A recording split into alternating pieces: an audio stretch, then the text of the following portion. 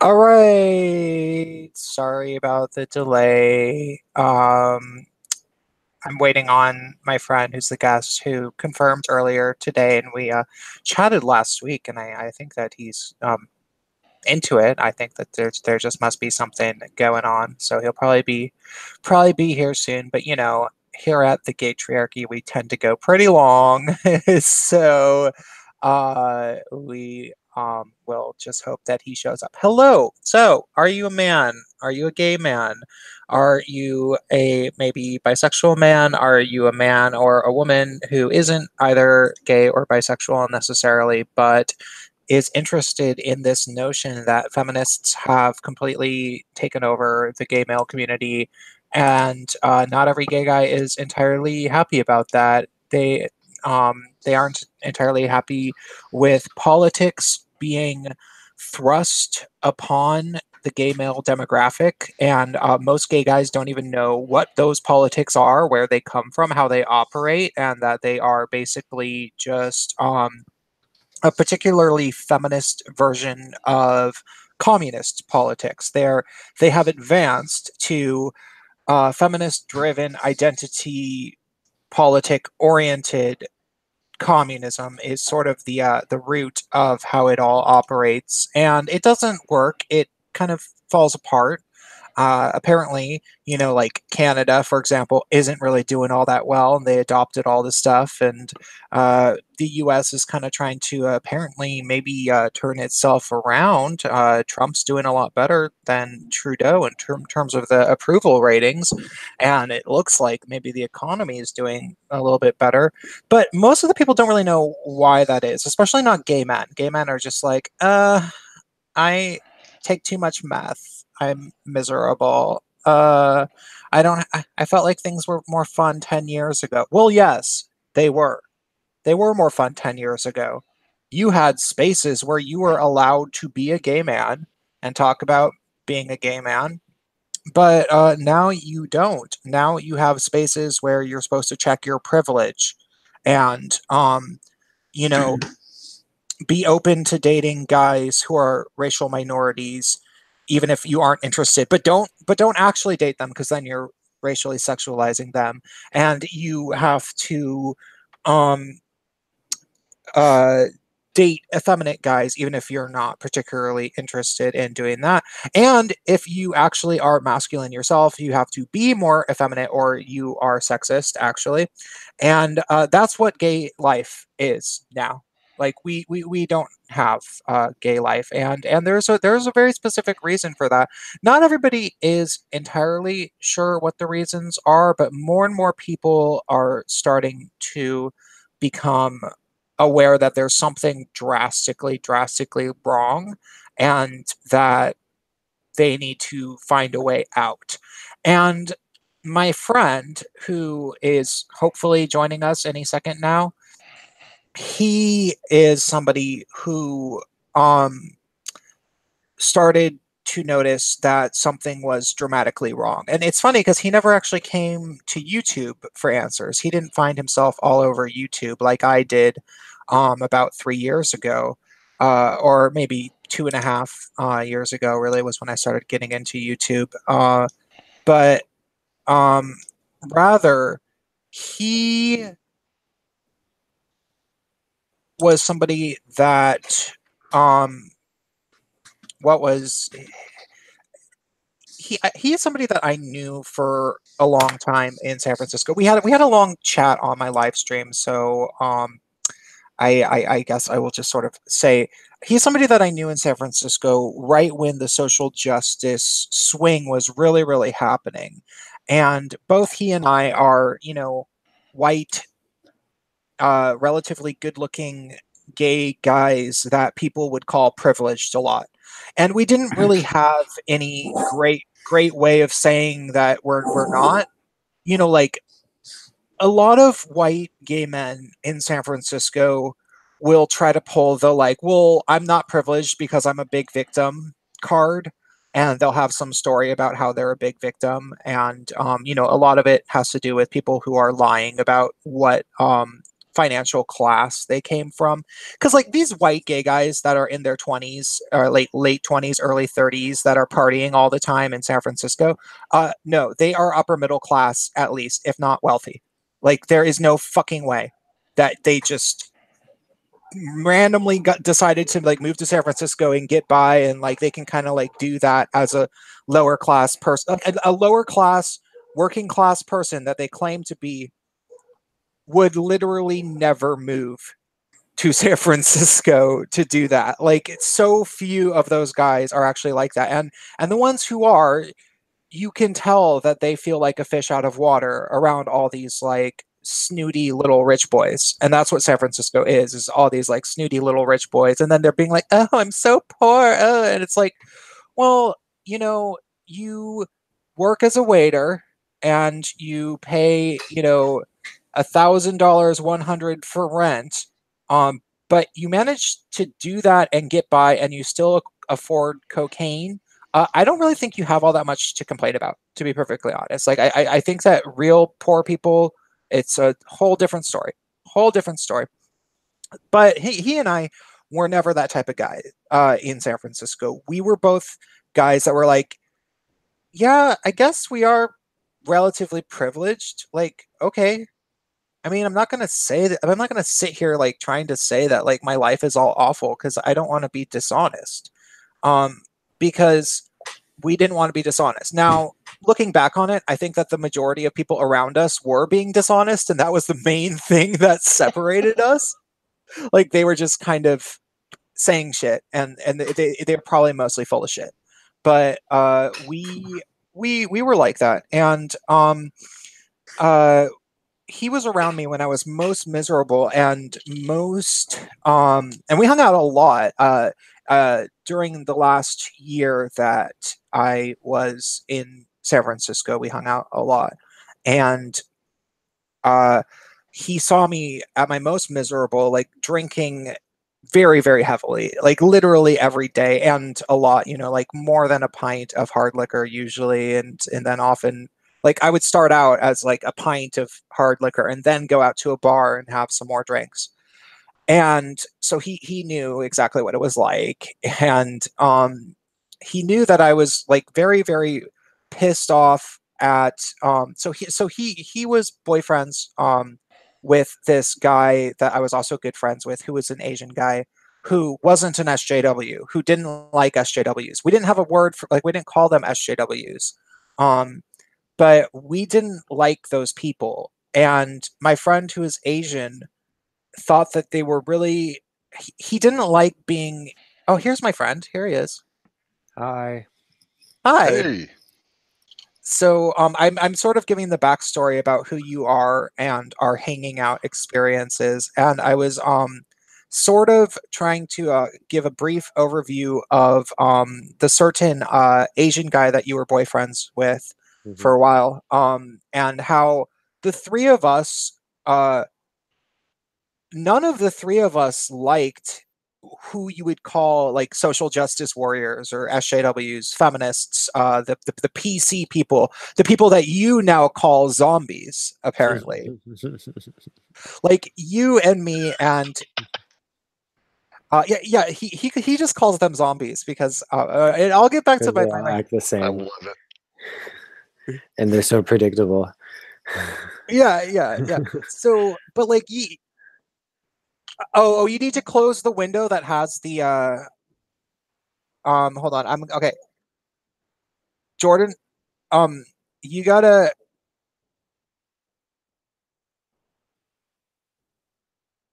wait. Hold up. It's not him. Is it me? It must be because I'm not It hearing is. it. It is me. It is me. Oh my god! Why It did that was even you happen? the whole But time. hold on.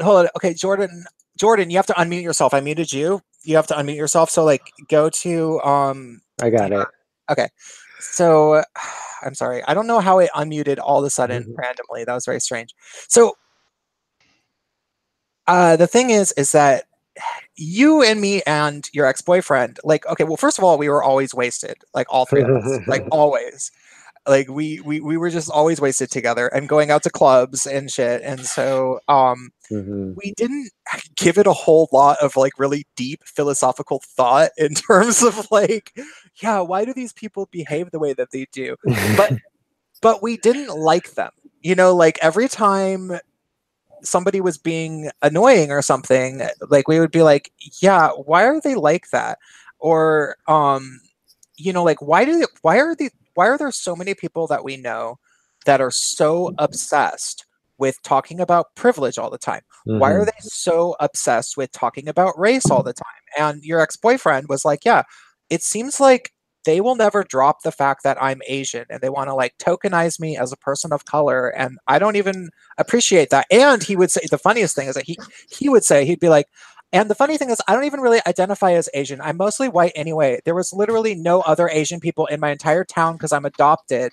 So like that was what he would say. And so like we were in this like weird little bubble of like, it was like, are we like the only like you, me, my friend, the guy whose name starts with a D, and the crazy tweaker that was living with me. We were all people that were. It was like we were inside a little bubble of sanity where we could at least talk. Like we weren't the zombies, but there was only a few of us, and we were like, what is with all these fucking people?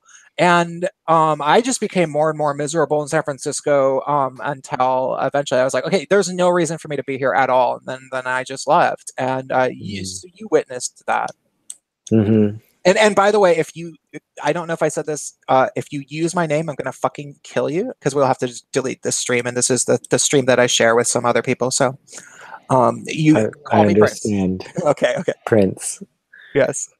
So yeah. Tell us about, so you told me on the stream on my channel, basically a version of your kind of awakening. I would say that you are very, very much in the thick of your personal. I would say you have taken the red pill, but you don't understand just how thick the matrix really is entirely. Because when I was explaining to you criticisms of feminism, you could totally see it, but you hadn't really thought about it all that much yet, which is like a major portion of the YouTube sphere has been based around debunking feminism. And yours has been a little bit more about just directly political issues and things like that. So why don't you tell us about how you came to the point where you decided that enough is enough. I have to directly challenge this cultural force that surrounds me at all times, and I can't sit with it anymore. Wow. That's a big question. I want to say really quickly that just in the time since we last spoke on your channel, I have had so much of that information I've taken in has helped me to understand things in this period of time and integrate and piece things together in a new way. And I've shared it with my friends as well. And when I started on this journey, I had a lot of like deep discomfort in myself, and was seeing like I could tell that I was being lied to in news and from previous administrations, and I could tell that there were ulterior motives, that there were, different stories being told.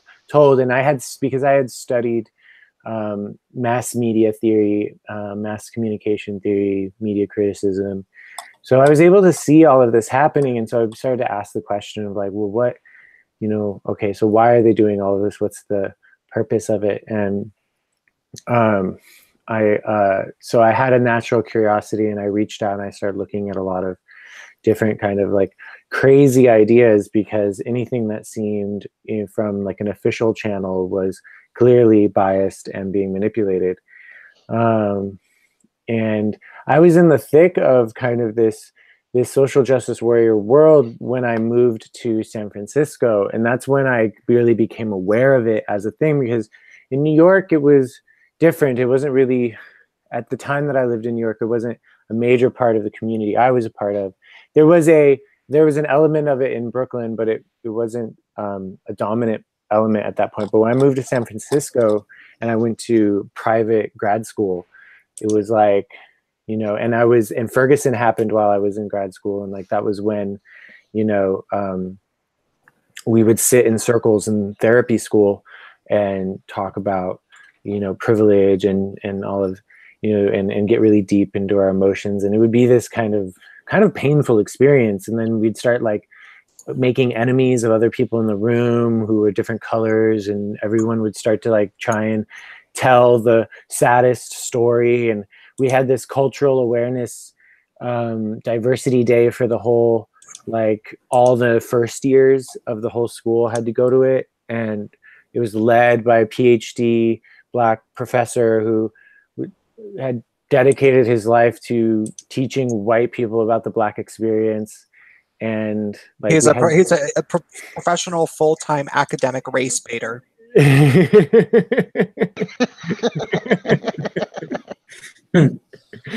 And we had this room of kids who were all, being put into categories and meant to basically talk about all the different ways they've felt violated, or some, like it was really intense day where I remember everyone at my table, we had this doodle paper, and we made one of the most complex doodle papers that day because nobody wanted to look up from the paper as all of this like really intense, like, well, I'm Latino and I'm Black and I'm gay and I'm intersectional and this is what happened to me and this is what happened to me. And it was like,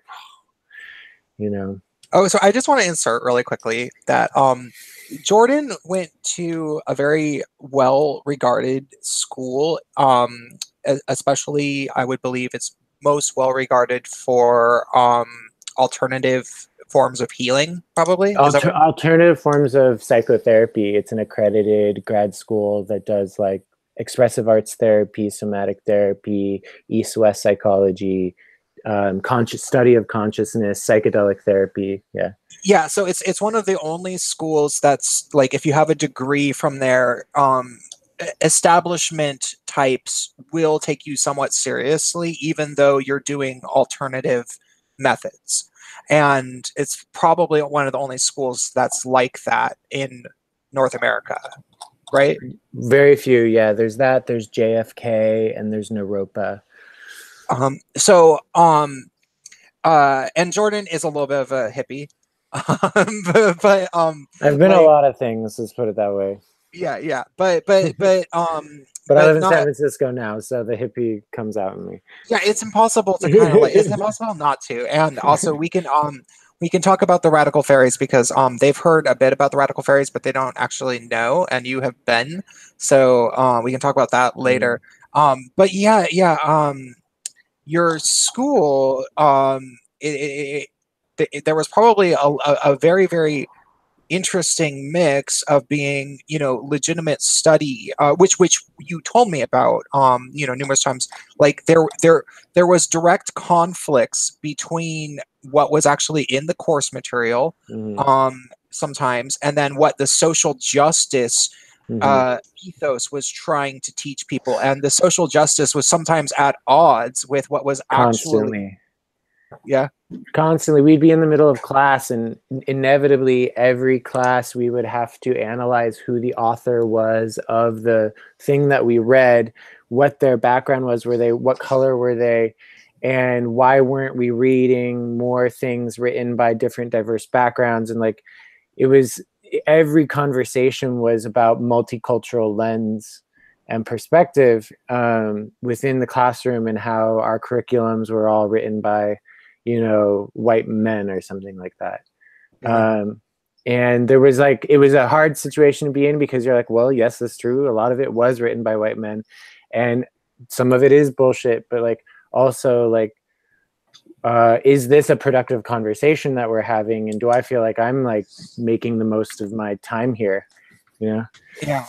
Well, and it's like, okay, well, where's the really good, and this is something that would fucking piss me off about SJWs is that like they spend about 85 no sorry 97% of their time just complaining about white males that are successful, but they don't really, and this is a very common complaint, feminists and SJWs don't really spend any time actually trying to do something like these things that, like, feminists say, oh, video games are sexist, they're all made by men and they have pictures of sexy women in them, and why are video games for teenage boys, that's bad, blah blah blah blah blah, there should be more female game designers and more games designed to be for women.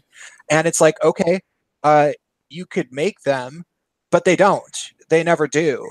And that's what, but it gets even worse than that. It's not just simply you don't ever make them, but you can't even suggest any. Like these people that sit there complaining about how all of these authors were white men. It's like, okay, so who should we read? And they would have like two or three names. They'd be like Bell Hooks, uh Zora Neale Hurston for historical stuff, and Maya Angelou. That's who. And that would be fucking it. Like it would be like, okay, well, we have an entire curriculum to fill. Like, if you're studying literature, you have to read at least 50 books to graduate. So you got three authors. I don't know if that's going to work. And but that's what these people would do. It's like, when I tried to and you knew me, you can tell people about this. Like, I well, I guess not so much when you knew me, but you knew that I was in a band with a black drag queen. You listened to the music and everything. And the funny thing is that I didn't politicize it, even though I knew that it was something that other people would read as political. And I thought that it was like, okay, that's cool. If they want to read this as political, they can go right ahead. But I don't have any overt political message to say besides, this is my friend. We make good music, and maybe it's kind of cool that we make diverse music. And I had other friends, I had that friend that's a gay Nigerian immigrant actor who I worked with a number of times. And for me, it was always like, look, I don't got to complain about how there's all sorts of white men in the art scene around me or whatever, because what I would prefer to do is actually suggest the work of my talented friends. And you can take a look at it and you can be like, oh, wow, your friend really is talented. Maybe I'll book them for a show. And yes, I did get my friends booked for shows. So I never had to sit around complaining about the fact that there wasn't diverse shows, because there were, because I helped make it that way. So yeah, sorry, that was a little bit of a tangent. I want you to keep going about yourself. Well, there was interesting when you started talking about what was it, like toys, boys and girls and things. I was thinking about Lego. I'm sorry, you were talking about something. I was thinking about Lego toys, and I saw this study that Lego toys in the original days always advertised with boy and girl on the box. If you looked at old vintage Lego boxes, they were very neutral in the color schemes, and they would always have a boy and a girl playing together or some combination like that. And then over time, Legos became very, very boy focused. And then suddenly all the Legos had all of these very overt masculine themes. And then this woman saw that and thought, well, this is horrible. Like, girls play with Legos too.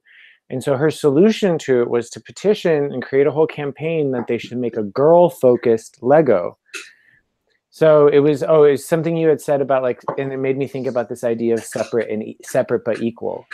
That, like, the answer to the boy-focused Lego was to make a girl-focused Lego, so that you should now, instead of just having what they used to have, which was one line for both, you have two separate lines that actually use different figures, right? And then one's blue, one's pink, and they use all these stereotypical things to market to boys and girls. And the thing is, the girls line's not doing very well because girls are much smarter than that, young girls. And don't like to be pandered to.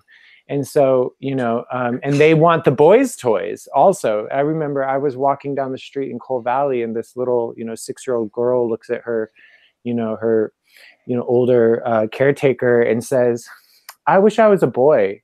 And the caretaker, who's a female, says to the little girl, "Well, why do you say that?" And she's like, "Well, boys have more fun, and boys have better toys, you know." And this little 6-year-old girl, and I was just thinking about how that adult woman there had to have probably a very awkward conversation with that girl right in that moment.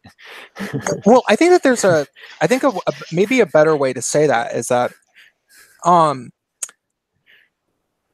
what that is a very interesting observation that you made, that like Legos ended up mostly being marketed to be for boys at a certain point, to the point where they tried to have to like overcompensate by creating girl Legos, and for whatever reason those didn't sell very well.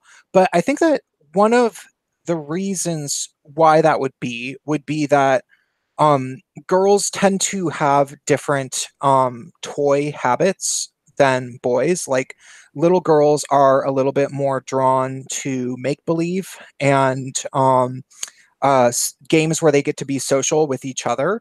And so like they get to play house and they get to play dolls and they get to, you know, do these kind of like social activities that they would prefer to do with their friends, or kind of like create little friends for themselves. And that's what girls just tend to, on average, be more drawn to doing.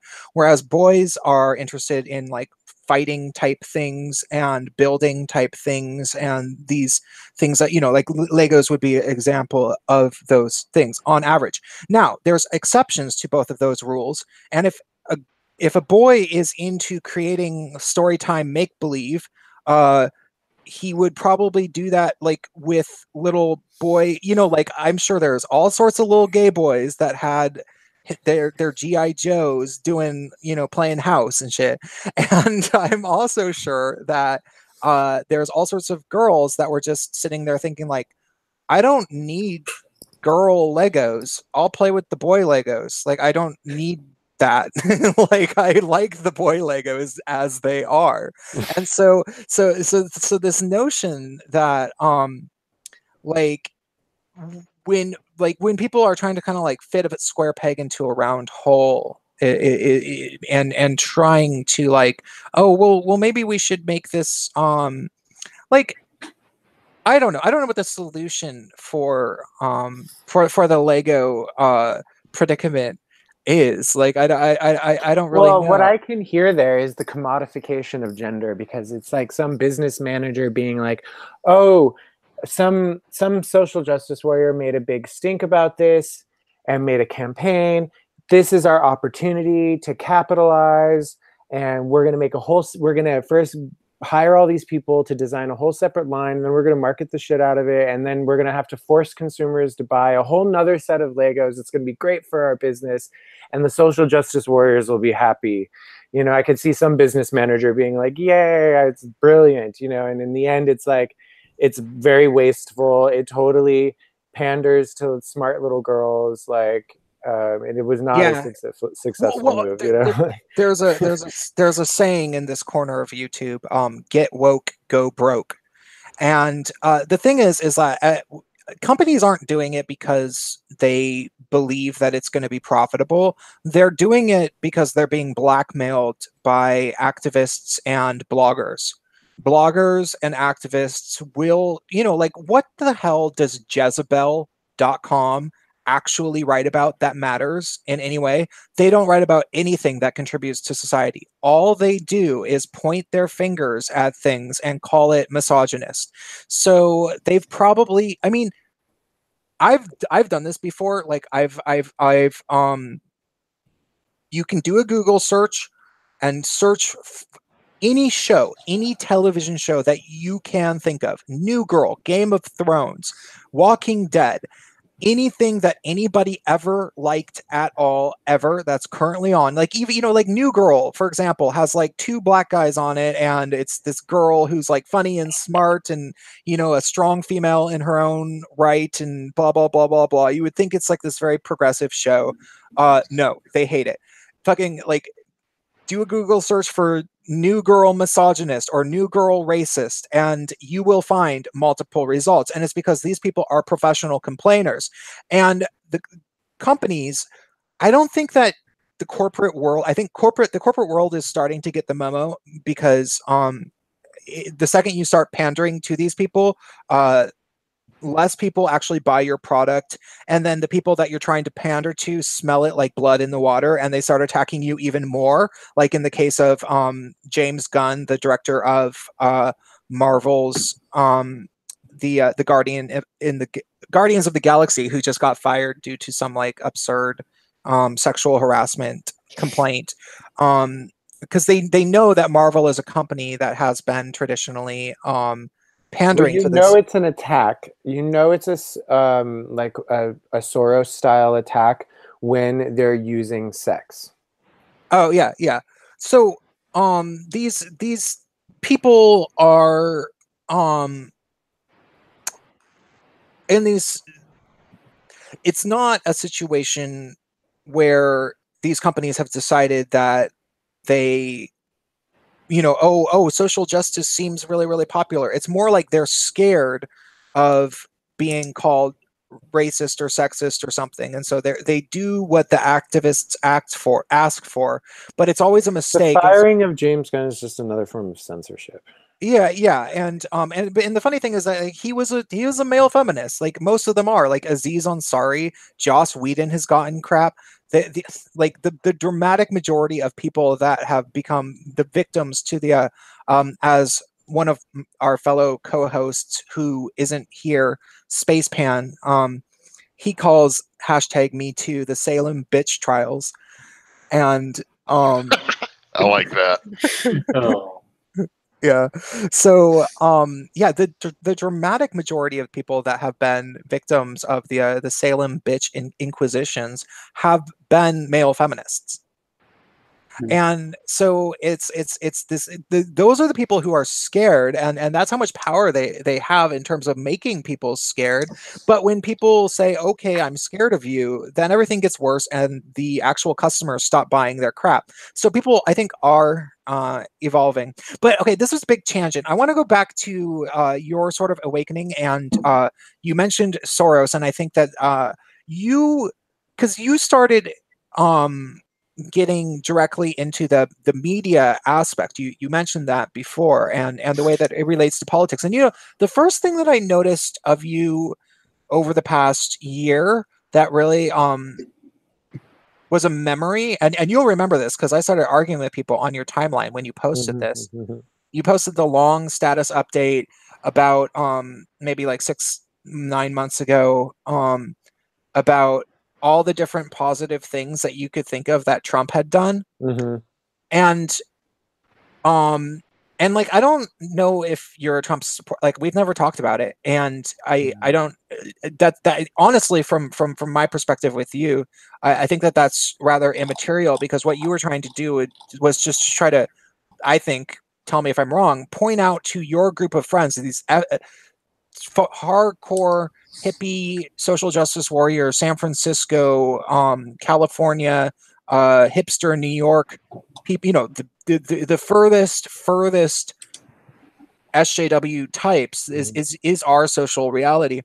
You're trying to just point out, like, hey, you guys literally never hear the good things that Trump has done, just so you know. And it seemed to be like the purpose of it. And of course, people, were like foaming at the mouth, and I was like, oh yeah, well, can you argue with any of those things? And I kind of took over, I have to say, in that thread, because I was like, okay, I bet Jordan doesn't know how to go tit for tat with these people in the same way that I can, because I've been doing it a lot longer, and I'm really proud of his bravery. So I'm gonna, if they're gonna try to like give him a bloody nose for doing this, I'm gonna block it. But yeah, I noticed you do that, and then your work a lot of it has seemed to be or your exploration rather, has seemed to be based around looking into the media's lies around the Trump administration and that kind of a thing. So how did that all happen? Well, I got really fascinated with when I started to realize years ago that there is a narrative going on, and and that there was, you know, these strings being pulled, and you could see it popping. You could just see it because it's so routine and it's so predictable. And so that's when you know, and the feminism is another form of this narrative where we talked about how it's a religion, you know, and religion is in very ancient form of mind control. And so, you know, when I saw this happening, I think in a more of like I like to think in like a macro sense. And I think, okay, who are the people who know how religion works and how to use it for, you know, manipulative gain, and they're now applying it to this new thing, you know, or whatever, their newest, freshest way that they're pushing it right now, because it always goes up. Like the that's what the conspiracy is, that feminism was what the convenient lie is, that, oh, feminism or religion is a naturally occurring human conscious phenomenon of human consciousness, you know, as opposed to the conspiracy viewpoint, which is that, oh, religion and all of the things that are like it is actually a designed form of mind control with the intention of being that came from some very advanced beings. Right? It's a totally different way of looking at it. Very advanced beings or very advanced thinkers? Well, yeah. I mean, it's like we say that because the whole theory is that we say beings because the whole theory is that they're living, conscious, you know, humanoid beings that have long memories. Like this whole idea that, oh, that we have amnesic consciousness, and that we, you know, that no, these are actually beings that have ancient lineages, long memories, like that were not destroyed, that have been held in secret, and they remember what happened 1,000 years ago and 2,000 years ago. You know, and they remember how did money actually get created in the first place, right? And like all of those kinds of things, which were the actual constructions of the society itself. And because they remember those things, they have the books about when these things were created. They know how to pull the strings. Huh. Okay. So that is a little bit okay. It's on a conspiracy wavelength that I am rather unfamiliar with as an individual. Now, I'm not saying that I would be 110% opposed to talking about that at great length at some point in the future. I'd be interested in it. I do think that that has a potentiality to be something that would stray away from the general point of the Gaytriarchy, which is, you know, talking about social justice, feminism, media, the Trump administration. It seems like a whole rabbit hole, and since I'm not familiar with it, I don't want to try to take it there. Sure. If that makes sense. Yeah. Okay. What I'm trying to say is that, you know, that's where my journey took me. And the way I got here is that I've been steadily figuring out all of the different ways in which the strings like to get pulled. And so the unraveling different knots of consciousness, thoughts, knots of thinking. Because the circular logic and the circular reasoning that a lot of social justice warriors get into when you start debating with them is a form of like a time loop, right? Yeah. And it's a kind of mental illness. Oh, yeah, yeah. It has to be like people who they try to redefine racism, and they try to say, well, racism, black people can't be racist because racism is a system invented by the white male patriarchy, and it's privilege plus power equals racism. So black people can't be racist. And it's like, okay, here's a dictionary. According to the dictionary, they can. And then they say, well, white people wrote the dictionary. And it's like, you actually think that that's an argument? You actually, like, the argument that you're making is that the people who define the language are wrong about language? What? Like, what the actual fuck? That's the dumbest thing I've ever heard in my life. And anybody who can actually like swallow that, there has to be something pathologically wrong with them. So yeah, there is.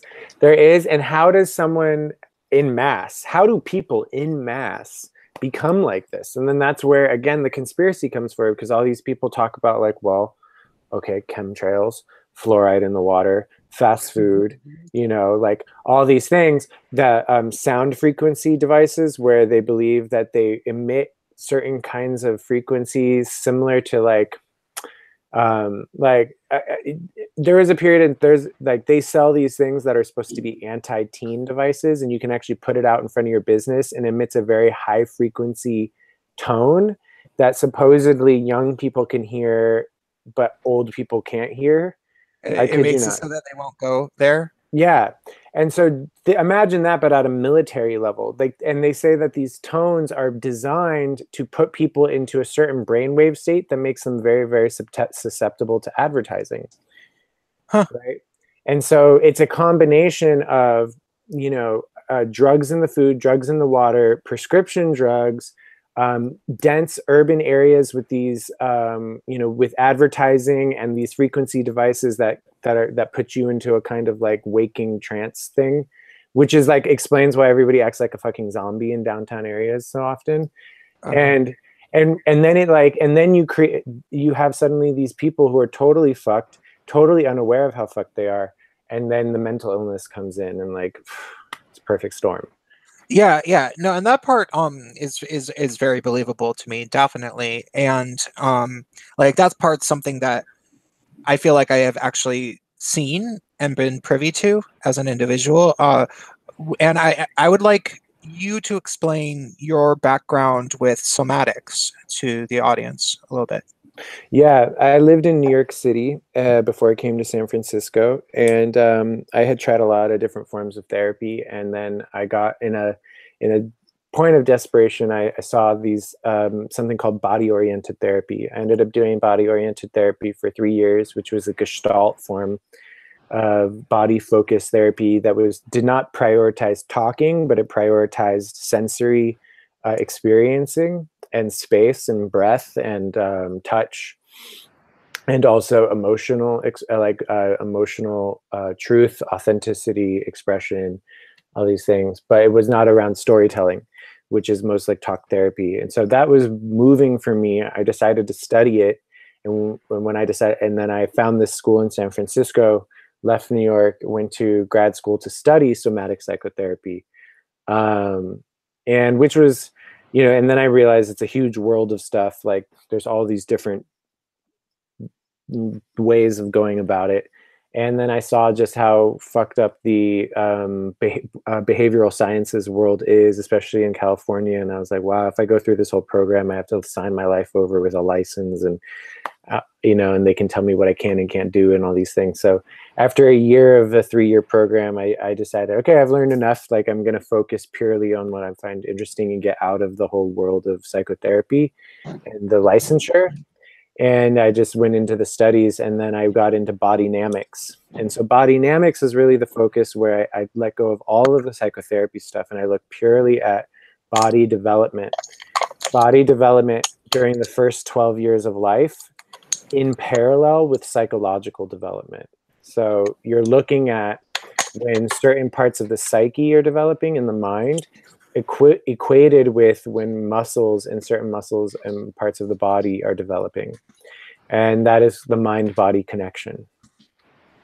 So you can see in the first 12 years of development is when the basic personality structure is created, and they've mapped it out into like 2 to 3 year chunks. So it's like 7 stages approximately in 12 years. And you can look at where, if you look at a person's behavior, let's say, if you've ever met a person who has a really hard time communicating their needs, that's a developmental stage. There's a certain time where we learn about what communication is and what needs are, and how to let someone know that we have needs. And we learn based on our caretaker, if we have a caretaker that listens or doesn't, and if we make our needs known and they get met, or if we make our needs known and they don't get met, we learn certain patterns, and those become our framework as we grow up. So you can see people like, if they have a need issue, that actually most likely stems from their probably their first 3 years of life. And when you work with them around it, it's actually a muscular issue. It's like a muscle. Like in order for that person to be in touch with their needs, they actually have to go back to the time when they were developing the ability to be in touch with their needs and find out where they were underdeveloped, as if literally muscles that were not being properly utilized, and so they've atrophied over the years. Wait, so sorry, I think that maybe I have that because I was very, very ignored as a kid. Like I I probably told you about that. And I think that I never learned to like take care of my own needs because nobody else was. Like my parents weren't really paying attention to me. They didn't really have time or something like that. And I didn't feel like occasionally I would freak out and like make a whole bunch of noise over something. But it that was about it. And I think maybe I have to do that. Just saying, just saying. Yeah, good. There's a lot of people. I had to do it too. And what's beautiful about when we realize that is we can kind of let ourselves off the hook in this self-deprecating, oh, oh, you don't know how to be an adult kind of thing. It's like, well, actually, you know what? It was the adults that didn't know how to be adults. And we had to learn how to compensate at a young age for survival. And now we live in a new environment where we get to make our own decisions, and we have to let go of our old compensations, and we have the privilege to do that now.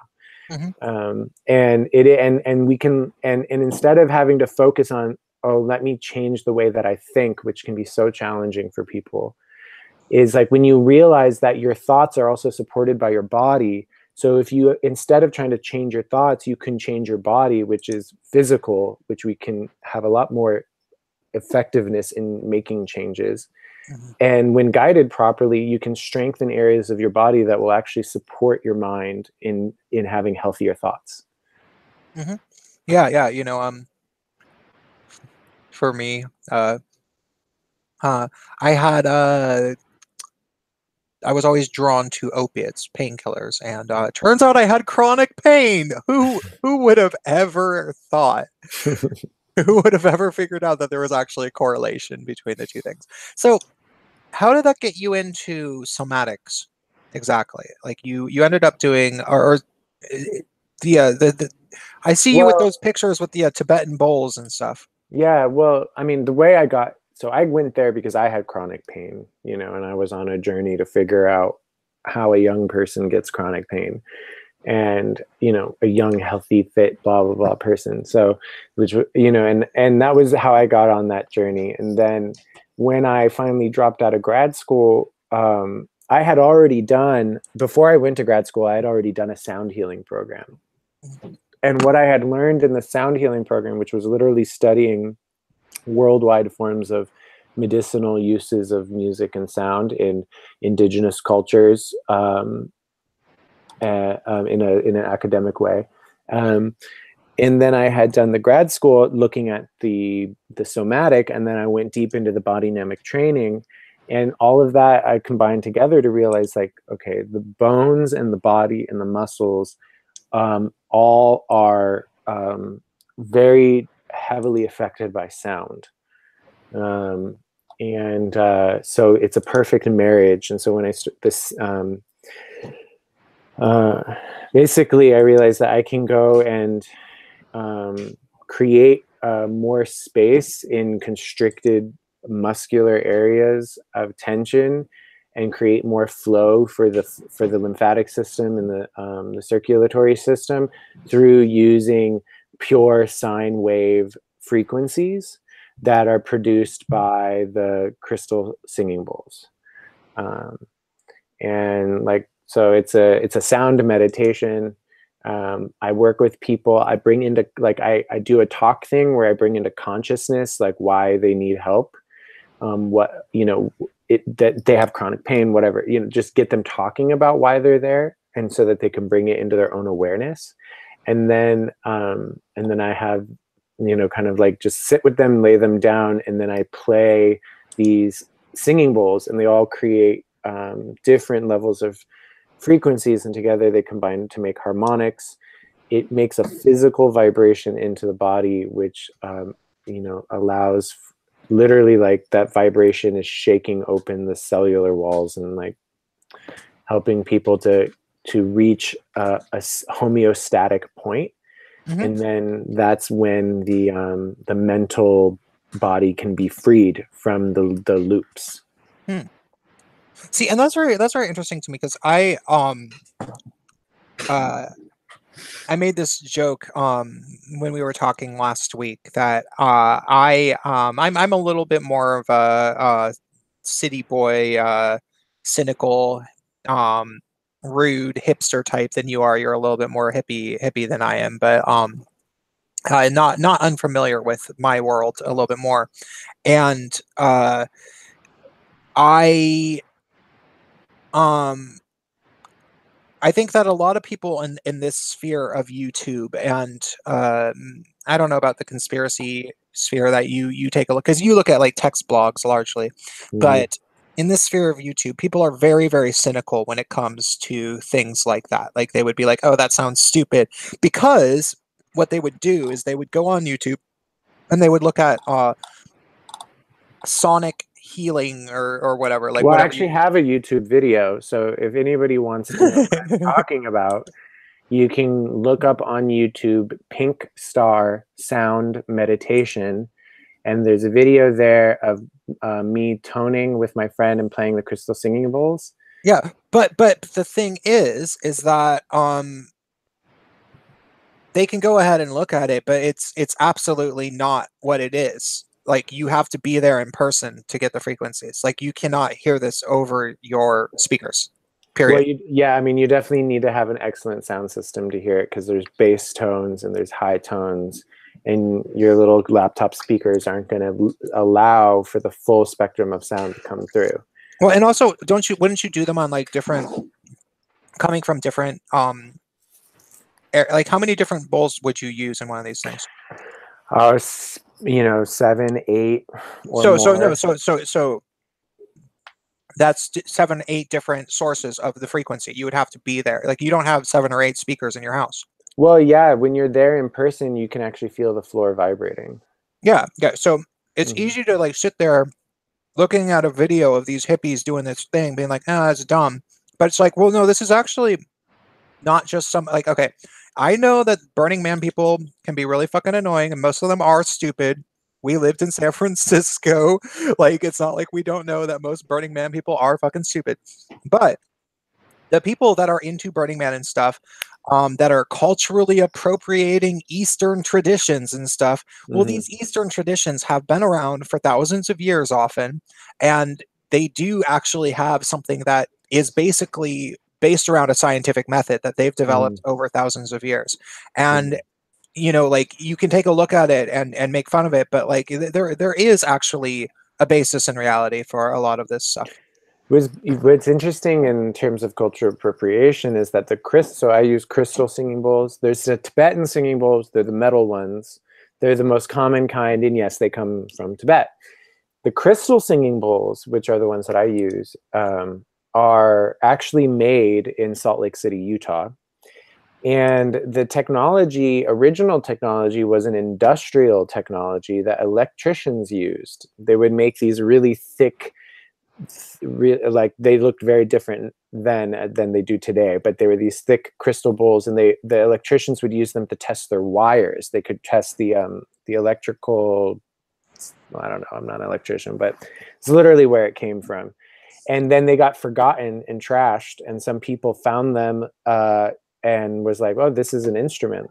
And they took that patented industrial technology and turned it into an instrument used for meditation. Huh. So you mentioned that the things are from Tibet. That's what I was thinking of. I was thinking that this was the metal bowls are from Tibet. Yeah. Okay, so I was there ever, when you were like talking about that stuff in school, was there ever any people that were like offended about cultural appropriation? Did that ever come up? Sure. I mean, I've had to, that's how I know how to talk about it, because I've had to defend myself in a number of different ways. Like As a, at school, like when was it ever like literally a moment when you were in class learning about this and then someone says maybe we shouldn't talk about that because it's a cultural appropriation? not in class, but I've definitely had people, when they were attacking me about maybe a controversial opinion that I had, call me out for being a bullshit fake healer that just, yeah, it's like using commodifying iconography or whatever, because Were actually. they a real healer though? And that's why, honestly, I don't even call myself that anymore. I'm like, I'm a musician, like I'm a sound artist. I make sound, and some people have psychedelic experiences. Hmm. So okay, well I guess we have a pretty good sense of your background and yeah, how you became interested in this stuff. So how would you say you have noticed things that you can detect as somebody who's aware of sound frequencies and what they can potentially do to people, and you know it on on an actual scientific level. You've learned about this in relation to things that you see, like for example, we were talking about uh, viral videos that you see on Facebook and how there's like all these hypnotic properties that go into them. How were there ever times that you were thinking to yourself, "Wait, I'm noticing something that other people must not be noticing"? Yeah, With absolutely. All the time. I could name so many different videos. It depends on. There's the two that first come to mind most recently is the Childish Gambino "This Is America" video. oh, really? Oh my god! And I then hated it. I hated that. But what? Yeah. What? Like you know, I couldn't stand it because well, it pissed me off because I kind of liked Donald Glover, um but it was like, what are you doing, dude? Like, this is race baiting, like that's all it is, and it's divisive and horrible. What did you see in it?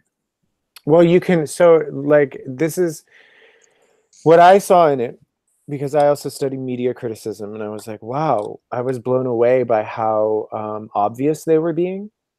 Hmm. Because usually when there's really strong CGI manipulation in these kinds of videos, they want it to look as realistic and consistent as possible so that the eye doesn't detect anything odd.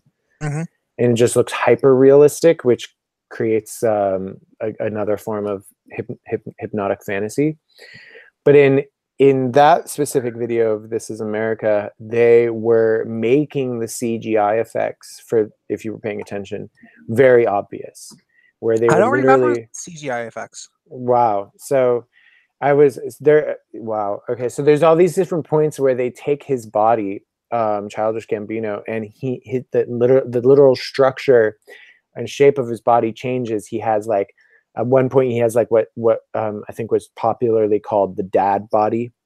Hmm. And then it becomes like, and then the dad body at some point morphs and he becomes all like six pack ripped and has like pecs and looks all sexy, and he's like lighting a cigarette, and it like, he has all these veins popping out on his arm, and suddenly he becomes like the muscular, sexy lighting a cigarette body, and I like, guess I didn't remember. Okay, I remember the dad bod at the beginning because I remember thinking it was weird because he was always pretty fit from my memory. yeah, so his body morphs like at least three, maybe four times through the video into like skinny, muscular dad, Huh. whatever. And then he does all these things where he uses cultural tropes to reference all of these different artists. So at different points in the video, the music, the sound, the dance, the imagery changes to make you think of different famous, I think primarily Black performance artists like Michael Jackson, Prince, Beyonce, Tina Turner, uh, If you think of like other major icon, Stevie Wonder. Stevie Wonder, right? Like major icon. So all through the video, the different points he's referencing very obviously, and I guess, subtly, but to me, very obviously. And so it's true, I'm like, wow, this is full of such deep programming. They were literally showing how they can morph his body to be any shape. He can do any movement, any dance move, make any sound within any context, and immediately reference any of these artists. Like, and people get so lost in the spectacle that they don't even realize that their subconscious is being spoken to in this way. So he became like the emblematic black. Mm-hmm. Yeah, at one point he literally looks like the old, coon racist, blackface, big red lip, like, old. He even goes to that point, like, it's really nasty. And then plus all the overt violence, and then there's like the police. There's the you mean the part where they reenacted the Orlando shooting and the part where they reenacted the Vegas shooting? Oh wait, no, you mean the part where they reenacted the Trayvon Martin shooting and the Dylan Roof shooting, which killed way less people. Okay, you're right. Yeah. Sorry, keep going. Exactly. All the shootings, the police brutality, all that stuff, plus referencing all these racist black entertainment icons from since forever, all in one, and then in the background at one point you see like the horses, like these like mysterious figures riding on horses, which are total end of times, like 4 horses of the apocalypse, like imagery in the background. And it's so like in a warehouse, like why else are they having horses running around in the background of a warehouse? Like it's clearly some kind of message, like. So when I watched that, I was like, whoa, they were revealing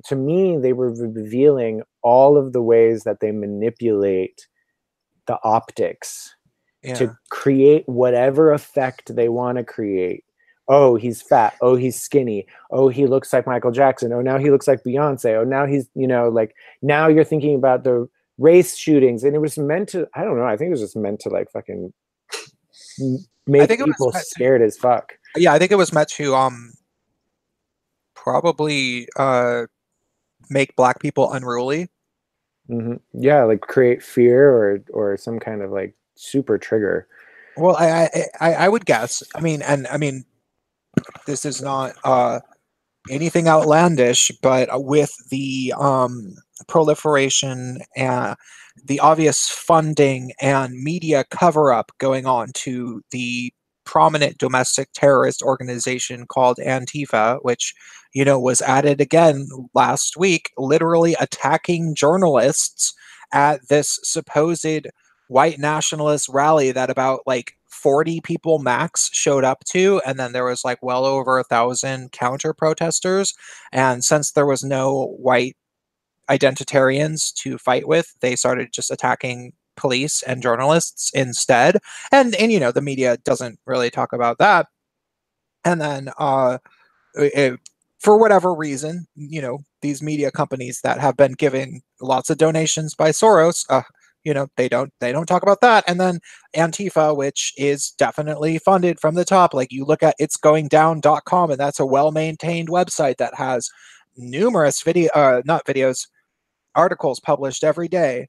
And there's all sorts of Antifa logos and stickers and merch that everybody can buy. And if you talk to an Antifa person, they say that it's all crowdfunded. No, it's not. These people don't have money. Like, what are you talking about?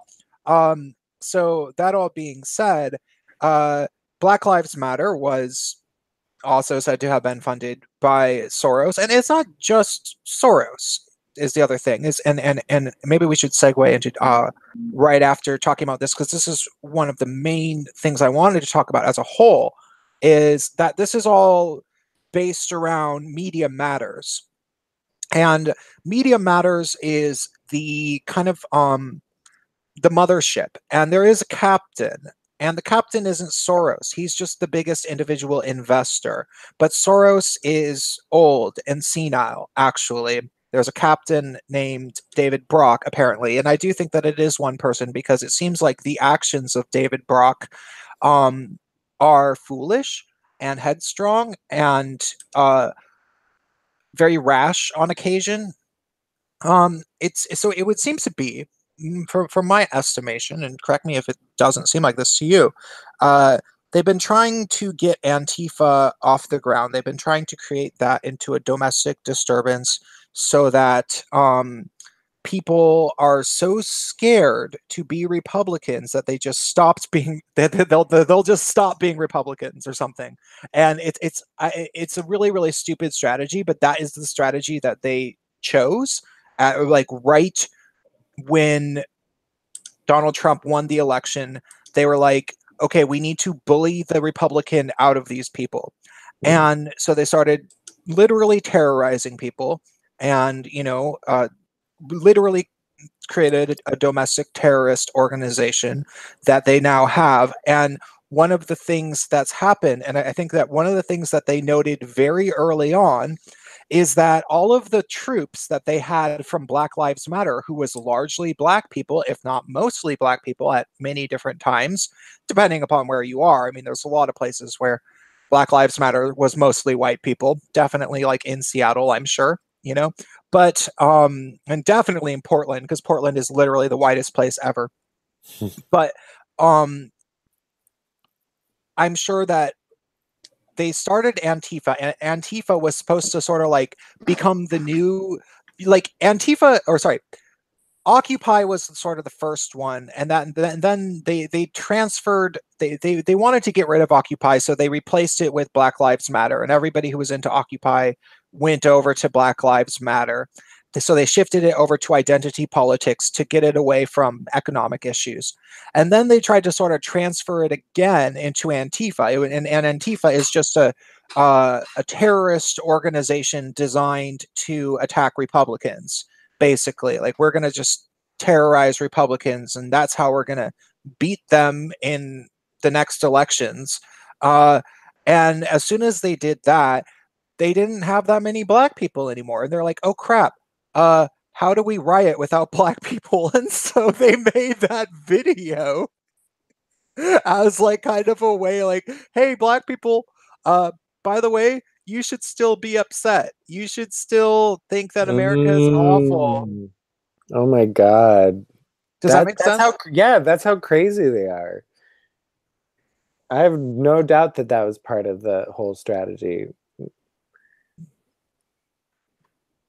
So, by the way, if you have not yet smashed the like button on this stream, please do, because I would like it if you did, and that would maybe we would get a few more viewers or whatever. So, I want to point out just on this thread real quick that because of the topic that I saw the Candace Owens meme where she goes on one of the news networks toe to toe about how leftists are attacking Black Trump supporters. Mm-hmm. And it's like, and I noticed that happened at the same time that they started positioning Michelle Obama as their next, like, spokesperson or something, like candidate to take Hillary Clinton's position. So I was like, oh, so now like you have like the Michelle Obama who's going to now be the head of the feminist social justice warrior leftist movement. Wait, they're going to try to run Michelle? Oh yeah, that's totally what they're going to try and do. Really? Yep, they are. I remember seeing that months ago. They were trying to do that. Like literally. Why didn't nobody tell me? Why didn't I see that? I had no clue. Well, at that point, I wasn't really talking to you guys yet. Yeah, like literally right before Obama's like presidency hit, it's like 1 year death anniversary. They're like, oh, what about Michelle Obama doing this thing and this thing? Kind of like when Hillary was doing her, oh, we caught Hillary out in the forest walking around like a normal person. That was like right around then. Okay, so I definitely had heard pre-election speculation, but if there was a recent development about it. If my Democrat answer anything to go by, they periodically try to revive that meme, just like they were trying to revive Hillary Clinton's career for the last, I don't know, year or so. The last, I think the last 18 years, kind of. well, I'm saying like after her most recent defeat, like they spent like a year after Trump got inaugurated going, well, when's Hillary Clinton coming back? They kind of started doing the Michelle thing like when they got midway through that. And we were like, oh wait, Hillary's not coming back. She's like too old. Yeah. It was a clear move because I think what they were really planning was, oh, we're going to have 8 years of Hillary and then we're going to follow it up a white woman president with a black woman president. Everyone's going to love it.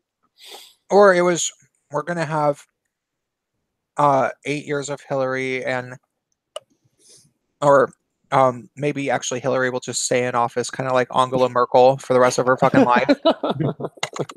Because Angela Merkel with a is CGI clone. Yeah, like Angela Merkel is just the dictator of Germany now, apparently. Yeah. I have a bit of a bone to pick with her on more my ex and her, because he loves her for some stupid reason. And my bone will be like a minute. Anyways, he's trying to go. He goes on about how experienced she is and how great she is. He's the kind of guy that thinks experience kind of will override either incompetence or just plain evil.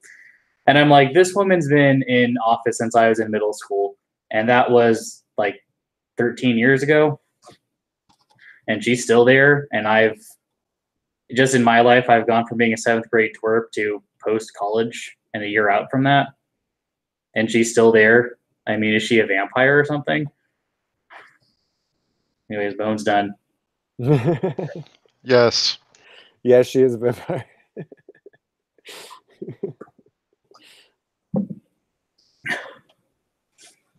Anyways, do we have anything else to go with now, or sorry, I've been catching up with other things and drinking.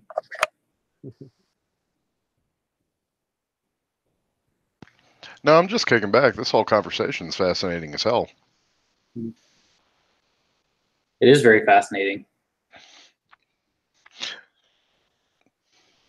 So anyway, you'll go on. I think we got to this point because we were talking about the how the lefts are losing their black vote. Yeah, well, no, what I wanted to talk about and Antifa. What I wanted to talk about is Media Matters because Media Matters. David Brock. Yeah, well, not so much David Brock, but just Media Matters in general because Bacon, who is the guy who's doing the Gaytriarchy icon, the one with the white, he and our other co-host that isn't here, the second co-host that isn't here that I've now referred to, are working on a collaboration video about, it's a series called Pink Dollars. And the thing is that money for that LGBT charities, right? It's become a whole industry, and it has been for a while, since the 1990s, really. And those charities, the ones that are actually profitable and get most of the money, like there's a lot of businesses in San Francisco or Seattle or New York City that if you're with a progressive company, you can choose to get a tax write-off automatically by donating a certain amount of your money to charity. Just immediately. So you might as well donate some of your money to charity, and they will set it up so that it's easy, and then you kind of just check the box, which charities do you want to tick off, right? And they give money immediately out of your check to these charities, and you think it's an LGBT charity, except for where is the money going, Bacon? Media Matters, SPLC, some group that does overseas abortions or some bullshit. Like literally most of their money actually goes outside, I know at least immediately the Bay Area, and it's a Bay Area centric charity. And yeah, majority of their money leaves. Did you know about that, Jordan? I had no idea about that. It's creepy, huh? Really and the sad thing is this is all I dug through public information, so no one looks into this and reports on it. It's not like I had to go infiltrate and interview them. I mean, literally, this is just financial reports on their own website. Yeah, but you have to also keep in mind that you try to start telling, as Jordan would call them, the zombies, as I would call them, the blue pill people. You try to start telling people about how this is a problem, and they say, "Oh, Media Matters? What's that?" And you're like, "Okay, well, it's this weird thing." And then you try to explain what it is to them, and then they look up the Wikipedia entry and they're like, well, it looks like it's a cool nonprofit to me. That's like they can't even like wrap their mind around why this might be a bad thing, and it's not like the Wikipedia entry is like actually going to tell them. So Well, what gets me about Media Matters, and keep in mind, I mean, at one time I was pretty big on the left. When it came to Media Matters, I didn't start really noticing their content until someone pointed it out to me. It was that pervasive and just basically the background static. I mean, I'd see plenty of their articles and never really considered on much of anything. That's kind of scary. They're basically the AP of the activist left. Well, I mean, sorry. Oh, I was just going to say, for something to be that well taken for granted, I guess you would be a good way to put it. That's kind of scary because it's not really what you look into what they're doing. Would you say that you never really noticed their articles? Do you mean the articles they were that passed around, but they never really stood out? Do you mean the articles that they publish themselves, or do you mean the articles that they coordinate with places like the New York Times and CNN and Vox and all the different little, their little minions that they tell what to do? Because that's what Media Matters really does. Is they like literally every single like corporate leftist thing that you can name in media, it answers to Media Matters. And that's why they are all willing to come out with the same fake news story on the same day to make it look like maybe there's some truth to it. It's like, oh my God, Golden Shower Gate, Trump is being blackmailed because they have footage of him peeing on prostitutes. And that's like on numerous different sources. And that one was actually something that I don't think Media Matters actually gave out the order to, because that was something that BuzzFeed first picked up and then got picked up by a few others. But there's a whole bunch that are just directly from the top. Media Matters tells all of these different organizations to do that, and so that's why we have this nonstop barrage of left-wing fake news that's corroborated by all of these different sources. And you tell people, like, if you know that it's happening, you can tell people, hey, you can't believe basically anything that comes out on Vox and Salon or any feminist blog or CNN or the New York Times or Vice. Yeah, or Vice or Fusion or any. There's like all these different Washington places. Post. Yeah, the Daily Beast. Yeah, you try to explain that to people, and they think to themselves, well, who do I believe? This one guy or all of them?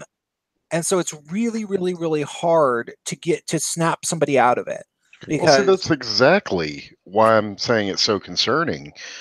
We have all these different groups that they're basically, I hate saying it, but hand puppets of them. And that looks like your media is coming from many diverse sources there that all happen to be saying the same thing. Yeah. I mean, it's almost like creating your own version of metaphysics or something. Yeah.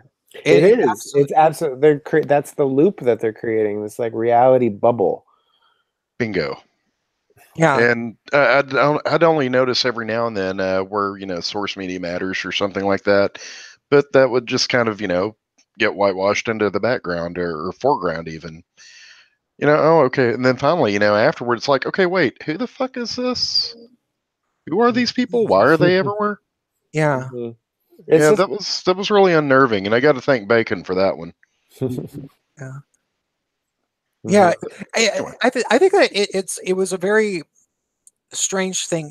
Soros was successful in being he made his the major portion of his wealth he made in 1992 in the UK by what many people would describe, though there's some contention probably from outlets that he owns.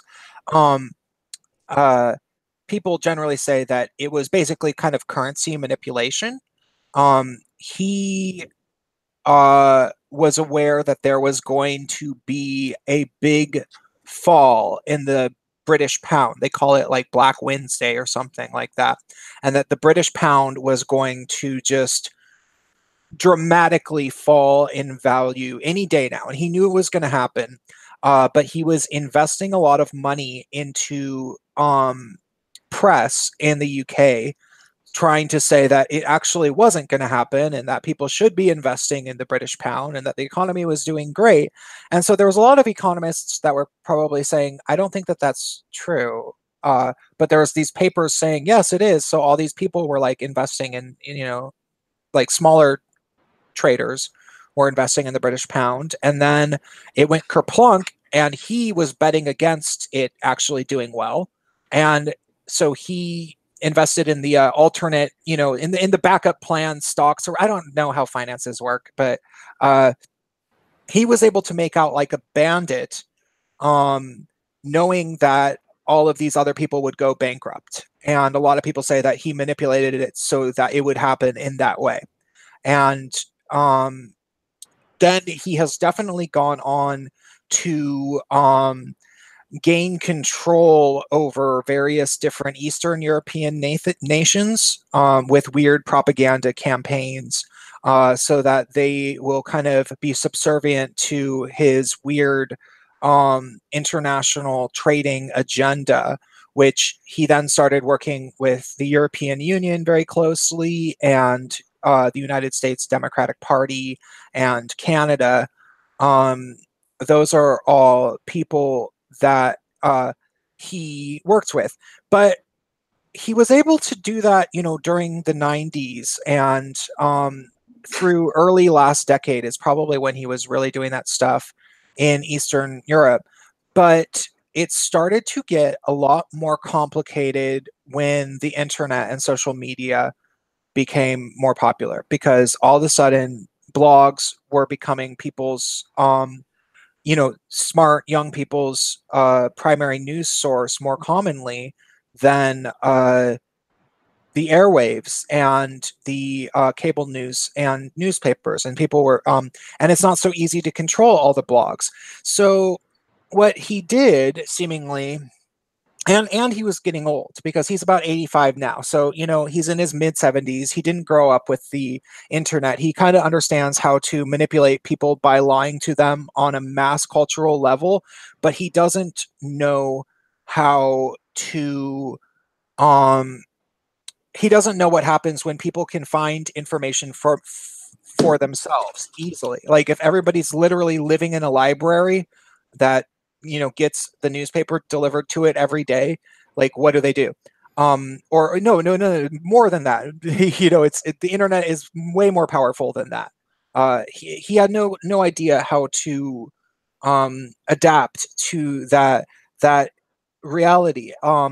But he was already doing business with places like the European Union and the Democratic Party, and all these places, and other people were in on it too. He wasn't the only person who was doing this. A lot of people were riding the Soros train.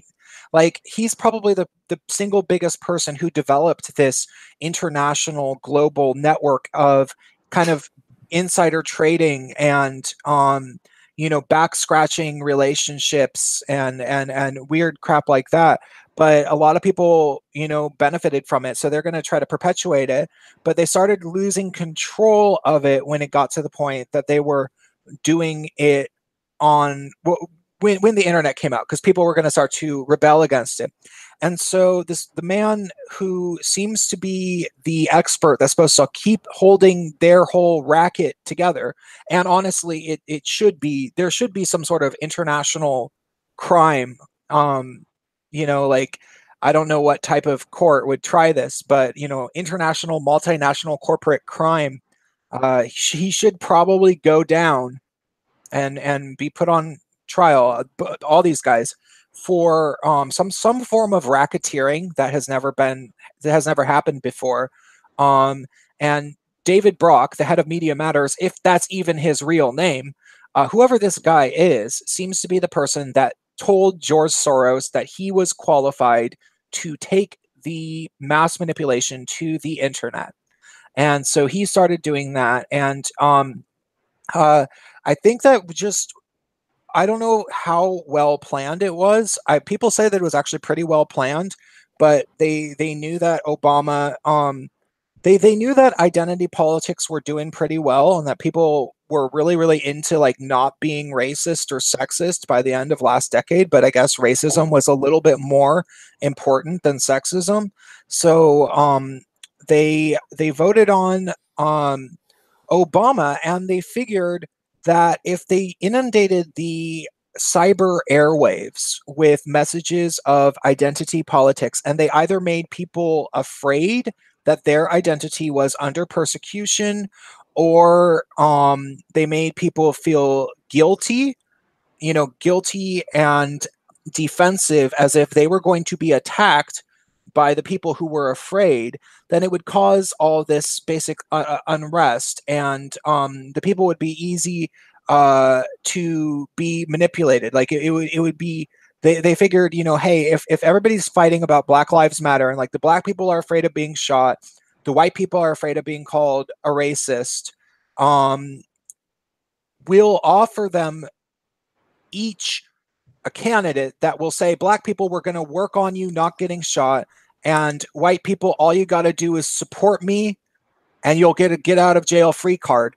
They thought that that was going to be the winning strategy, so they just completely inundated the cyber airwaves with that message. And the reason why was because ultimately, on an international multinational corporate level, the companies that are in bed with Soros and with Media Matters and stuff, they're actually not doing that well. There's actually all sorts of Asian corporations and even probably American corporations that are actually doing better, that aren't in on that racket. So they kind of had to just say, oh, yeah, you better do this or people are going to call you racist, or maybe you're going to get shot. And that was it was just this campaign of fear. And they were able to put it all into the airwaves because that was the only thing they had left. And that still didn't work. And now we have Antifa, and people are just starting to realize the full extent of it. And so that's what's very interesting for me to talk to Jordan, who, in a lot of ways was you were able to see things that I didn't even think of that clearly, like in terms of the frequencies and everything. So. Yeah. These are classic ways of, so when you're talking about how they got in online, what we started to see was that that Soros, as an investor, started making his move into Facebook, and that was like their answer to their online opinion problem. And you could see it, I mean, when it got, for me, again, we were talking about like, how did I get here? When it got the grossest for me was, everything in leading up to the election, and the election was like, the election was a nasty affair, and Facebook was a big part of that. And you could tell at that time that Facebook had become this echo chamber where it was like, anybody who, whatever you were putting out was getting reflected back at you, and people were just in these like argument bubbles where they couldn't, like, they were only being shown things that supported their, twisted, manipulated ideas and stuff. And it was like, wow. Oh yeah, it became very clear that my real life name, my actual Facebook, despite the fact that I had almost 2,000 friends, none of my friends that might ever possibly agree with me were ever seeing my status updates, but the ones that wouldn't, sure as hell always did for some reason. Like, and they would always come attack me on my own timeline, calling me a privileged white male and telling me that I need to shut up and listen and blah blah blah. And it was like, where's the people that might defend? Because like, I'm not talking about when it was already very, very thick into the heated up. I just mean, around 2013, 2014, when things weren't so tense, the people that would likely agree with me were seemingly just never seeing my statuses. So, yeah, Facebook was clearly being manipulated, especially when it came out that they were doing all these mood experiments, like, oh, if we show people positive things, will that make them feel better? If we show them negative things, will that make them depressed? And of course, yeah, it was. And it came out that they were doing all this bullshit, and then the echo chamber effect. And then, you know, people were actually noticing it and pissed about it, right? And that's when people got so like this, 'cause some people got so fed up with the political nastiness that they started going to Instagram. And even though it's owned by Facebook, Instagram has somehow stayed outside of politics. And a lot of people I saw, millennials and such, were shifting all of their energy to Instagram because they could still use it as a social network to actually, and YouTube. and YouTube, exactly.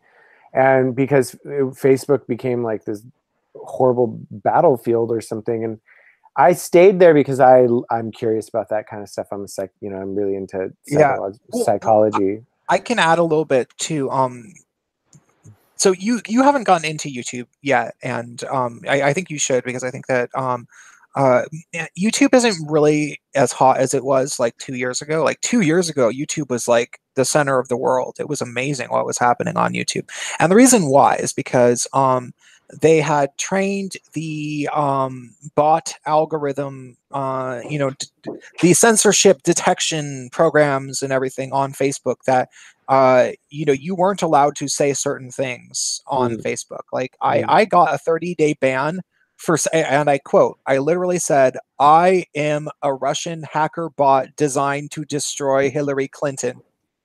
That gave me a 30-day ban on Facebook. And I don't think that What are they, somebody, the freaking TSA? yeah, and the thing is, I don't think that somebody even reported me. Like, I don't think that that's actually what happened. I think that um, it was an automatic. Their AI Yeah, system. I think that their AI went and just like found that.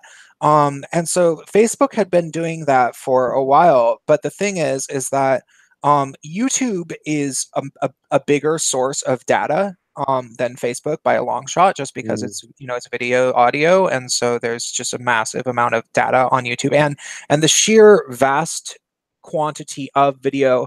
Like well over 90% of channels on YouTube don't have even 100 subscribers. They're largely just like, teenagers or even kids that make like game playthroughs, because it's really easy to just upload your video game footage while you're playing live. And so there's like all this just like empty video on YouTube that nobody watches ever, and that's most of YouTube, is just stuff that nobody ever watches. And so YouTube for a very, very long time was avoiding doing the bot algorithm type things, and largely I think just because it would have been a gigantic undertaking, and they weren't thinking about the power of what would happen if really, really smart political commentators really got on YouTube and were pumping out material. And so around 2014 especially, the Gamergate controversy kicked it off, which was this situation where um, uh, basically a bunch of gamers got pissed off because politics started entering into their hobby, and they fought back against it, and it turned out that it wasn't hard for gamers to learn how to make videos and give commentary, because gamers are actually really smart, and they are good at learning new systems, because that's what games teach you. And so they were like, "Oh yeah, you want to go? Let's go. I will fucking ruin you." And they did. They beat the feminists that tried to enter into Gamergate, or the gaming world. And so but it branched out from there. And by 2016, there was all these really good YouTube channels that were just decimating the mainstream press. And then Brexit happened, and Trump got elected, and then they were like, "Okay, we gotta put a stop to it." So then they started using the speech to text encoders, where they have programs read what people are saying, and then write down the text, and then it analyzes it, and it will demonetize videos and sometimes give you hate speech strikes if you say the wrong things on YouTube. And then the channels that they've decided are bad seeds, the bad kids, those channels get negative algorithmic preferences, such as my own. It's very, very hard for my main channel to grow at this point, because of that. But YouTube became this great haven of free speech and stuff because of the fact that they didn't have the resources to police it for a while. And all these people were like, well, I guess that means I'm going to teach myself how to make videos because I can't even talk about politics on Facebook. And that's how it became that YouTube was actually like the place. Now it's not so easy on YouTube anymore. There's massive amounts of censorship and massive amounts of just hiding of videos. It's really hard to find what you want to see. But there's new social networking platforms, and they aren't a competition to YouTube yet, but a lot of people think that they will be within a year or two. So Yeah, I heard of something called BitChute. yeah, I have a BitChute account. Yeah, there was like an astrologer that I follow who's been censored quite a bit. She uses it. Oh, cool. Mhm. So yeah, it's what's cool to me, and this happened to me, and I know it had to have happened to a number of people.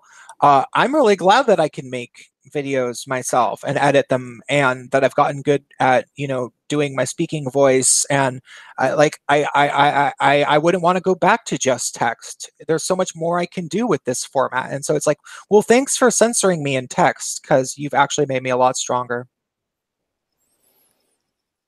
Yeah. Well, I'm really enjoying this experience myself because I mean, I reached out to you initially because I just got so frustrated, feeling like I was in a room full of zombies saying the same exact thing, and I was just like, well, I just need to talk, and I reached out from that place, and it's turned out to be really helpful.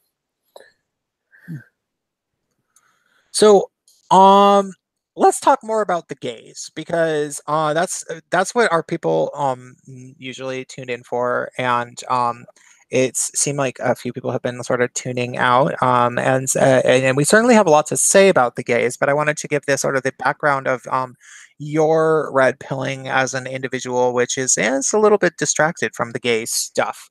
So let's talk about the radical fairies. Mm-hmm. Because Farrell asked me if you were my friend who's a radical fairy, and because there's actually this other guy who was supposed to come on the show but had to cancel recently, who is, and I was like, well, no, Jordan isn't actually the radical fairy, but he did go with me to the infamous Wolf Creek Radical Fairy Sanctuary, which has been completely overtaken by feminists. It's now owned. Have they tried spraying? What? Have they tried spraying? Oh no, it's owned by them. They own it now. Like Sorry, I was thinking like a plague of locusts. yeah, no, I know what you mean, but it's not a gay gay. They should have done that when they first came around, but and there were certain guys who were like, hey, I don't want to let this land become something that is like it used to be a place that women were not allowed on the land. Well, now there's a red queen that's a woman, and she will ban any man that she doesn't like, and she will call them a misogynist, and you will never hear anything from that guy again, because she will scrub him off of the internet personally, or she will have her little lackeys do it for her. I actually, you know what, there was a Facebook group called Radical Fairy Worldwide Free for All, and it was supposed to be like the radical fairy uncensored group, because the thing is that fairies, radical fairies, they like to say that they're this leaderless movement of gay men, but that was like sort of like how they were founded, but now they're just a bunch of like gay hippie feminists is all they are. Like that's really what they are. And they Are you saying that they won't have a leader because the Red Queen won't allow it? no, she is the leader. but yeah. I guess I see what you're saying. Well, no, it had been like that since the beginning. Like they had tried to say that there was not supposed to be leaders, but there was. But Harry Hay, the guy that is credited with coining the term radical fairy, even though apparently he didn't really.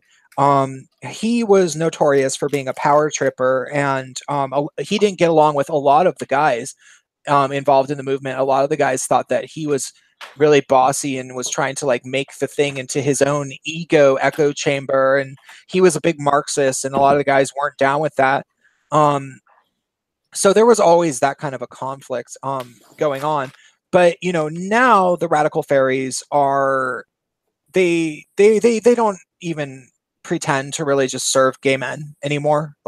And they used to really serve gay men. Now maybe they were wacky gay men that were trying to be Marxist, fine, whatever, a lot of the time.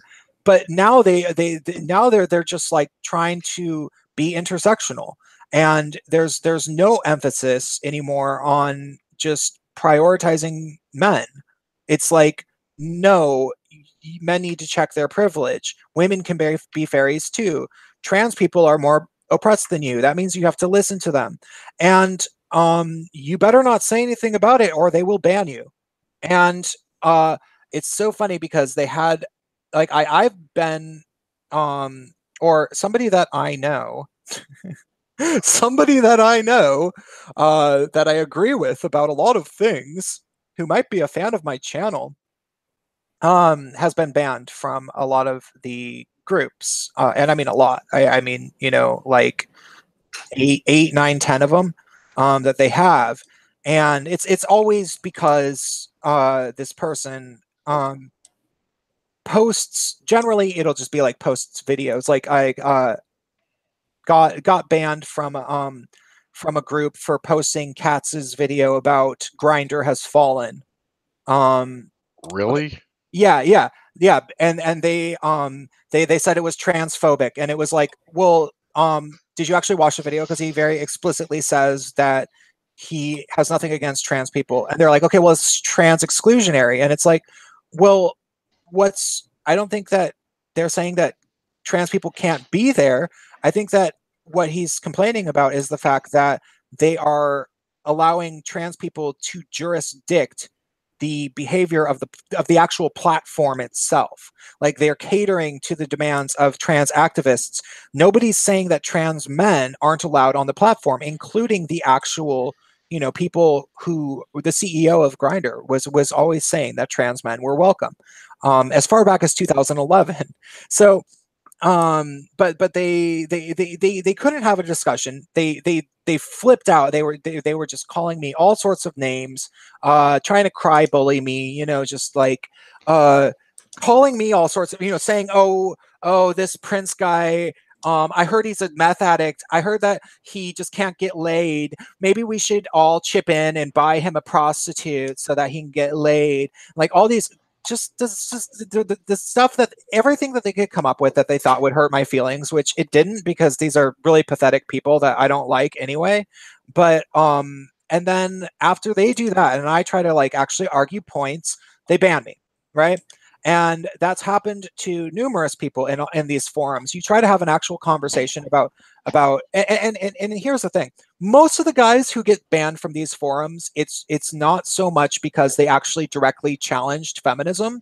It's mostly that somehow they got into somehow a feminist picked a fight with them, like some woman or a trans person decided that they said something that was, like let's say they use the word tranny or something, and then a trans person freaks out, and then the guy says, oh, well, hey, I'm sorry, I didn't mean, and then the person says, you did. Then the apology is never good enough, and then the person gets mad, and then that person gets blamed for the conflict, and they get banned, and the trans person gets to pick a fight with another person next time and get the next person banned. That's what usually happens. Well, when people end up challenging it, like challenging the whole thing, like the feminism at all, that's a really, really big deal, and you can do it very, very politely, and then they freak out. and they ban these people. And there's very, very few of them that do it. But it's hard to know how many there are, because as soon as the guys start doing that, they get banned.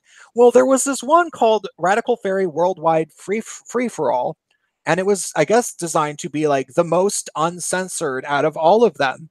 And so a few fairies ended up in there posting a lot about feminism and criticizing feminism. And this one guy in particular just really, really couldn't handle it and was like freaking out and just, just acting like a lunatic, like a prolonged bitch fit for like months. And this person is friends with the Red Queen of Wolf Creek, Oregon. And I guess he ended up making enough noise that he got the person that moderated the group, Radical Fairy Worldwide Free for All, to just shut it down. And now it no longer exists. And it had like about 950 people in it. And it just got shut down because, people are talking about stuff. Shut it down. And that's the way that it has become. And I find that to be really a shame, because Jordan can tell you, when we went to that gathering together, it was fun. Like, we had fun, but we were with our friends. Like, we were mostly just talking to the other gay guys that us and our friends knew, right? I mean, I remember going to that gathering, and like the first day there were, it was my first time, so I didn't know anybody. The first day there was like all this drama about people being there and then people being asked to leave. Oh yeah, there was I a had lot no of that. idea why. No, they wouldn't tell you. Like these people were being asked like all sorts of, like, probably like 4 or 5. There was these like girls that was with this guy, and they were asked to leave, but I think some other people were too. And then they were talking about stories of other people that had been asked to leave in the past, and like there was this very, very obvious like walking on eggshells thing going on. And then you would ask, well, what did these girls do that was so bad that they're being asked to leave? Because I actually made friends with them, because they were loud and kind of like crazy, wanted to drink my tequila with me, and all the other people were uptight, and so I was like, okay. um and yeah, and I would try to be like, oh well, I thought that they seemed nice enough. What did they do? And no one would really tell me. No one would give me a straight answer. Because that was all based on their own prejudices or whatever politics they had going on. Like, no accountability. Well, I think that there has to be probably. That was the last time I wanted to go to Wolf Creek at that point. And then I remember people at that point talking about how there was a new community forming just outside of the Bay. And like that new community has groundswell. And that community is very specifically not Radical Fairy. It's more of like a Radical Fairy recovery group. It's like, but that one's all intersectional now too. Well, it is, but they never advertised themselves as Rad Fairy. They were specifically like, probably, but it's not for the right reason. Mm-hmm. I would say it's, well, because the Radical Fairy scene in the San Francisco Bay Area, those guys, it generally became just a big haven of drug problems. Like there was that, and so like I can see why a lot of guys would be like, well, let's do something different. But B, I think I know those a number of the groundswell guys, and they're fucking idiots. Those guys are so stupid. And like I actually literally, one of the guys, the blonde one with the curly hair, I'm not going to say his name.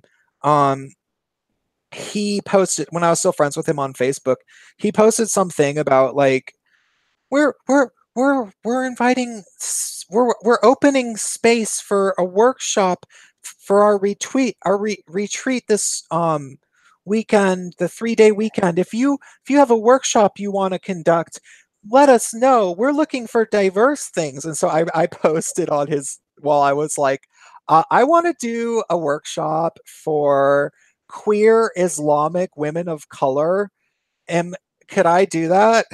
And he responded, yes, Prince, I would be delighted if you knew somebody who did that, but I'm pretty sure that you're just trolling me right now, you know.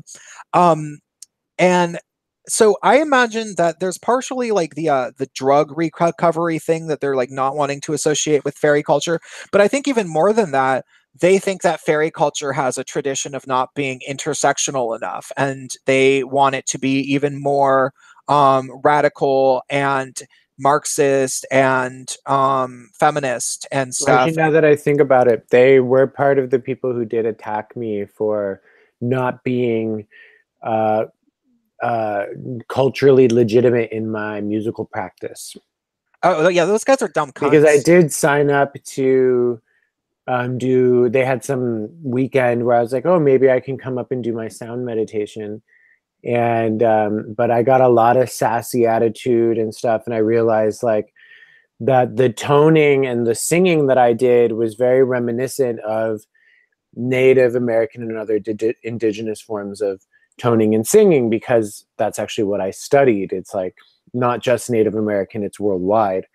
And they were because there was a Native American local person within the group who did the similar kind of toning. He felt that I was somehow being disrespectful by doing it as well in my own practice, even though my choice to do it had nothing to do with him. You know, it was like a or even Native American culture, or even Native. Yeah, it wasn't specific, but it was of the same essence. You know, and how dare you cook food? My culture cooks food too.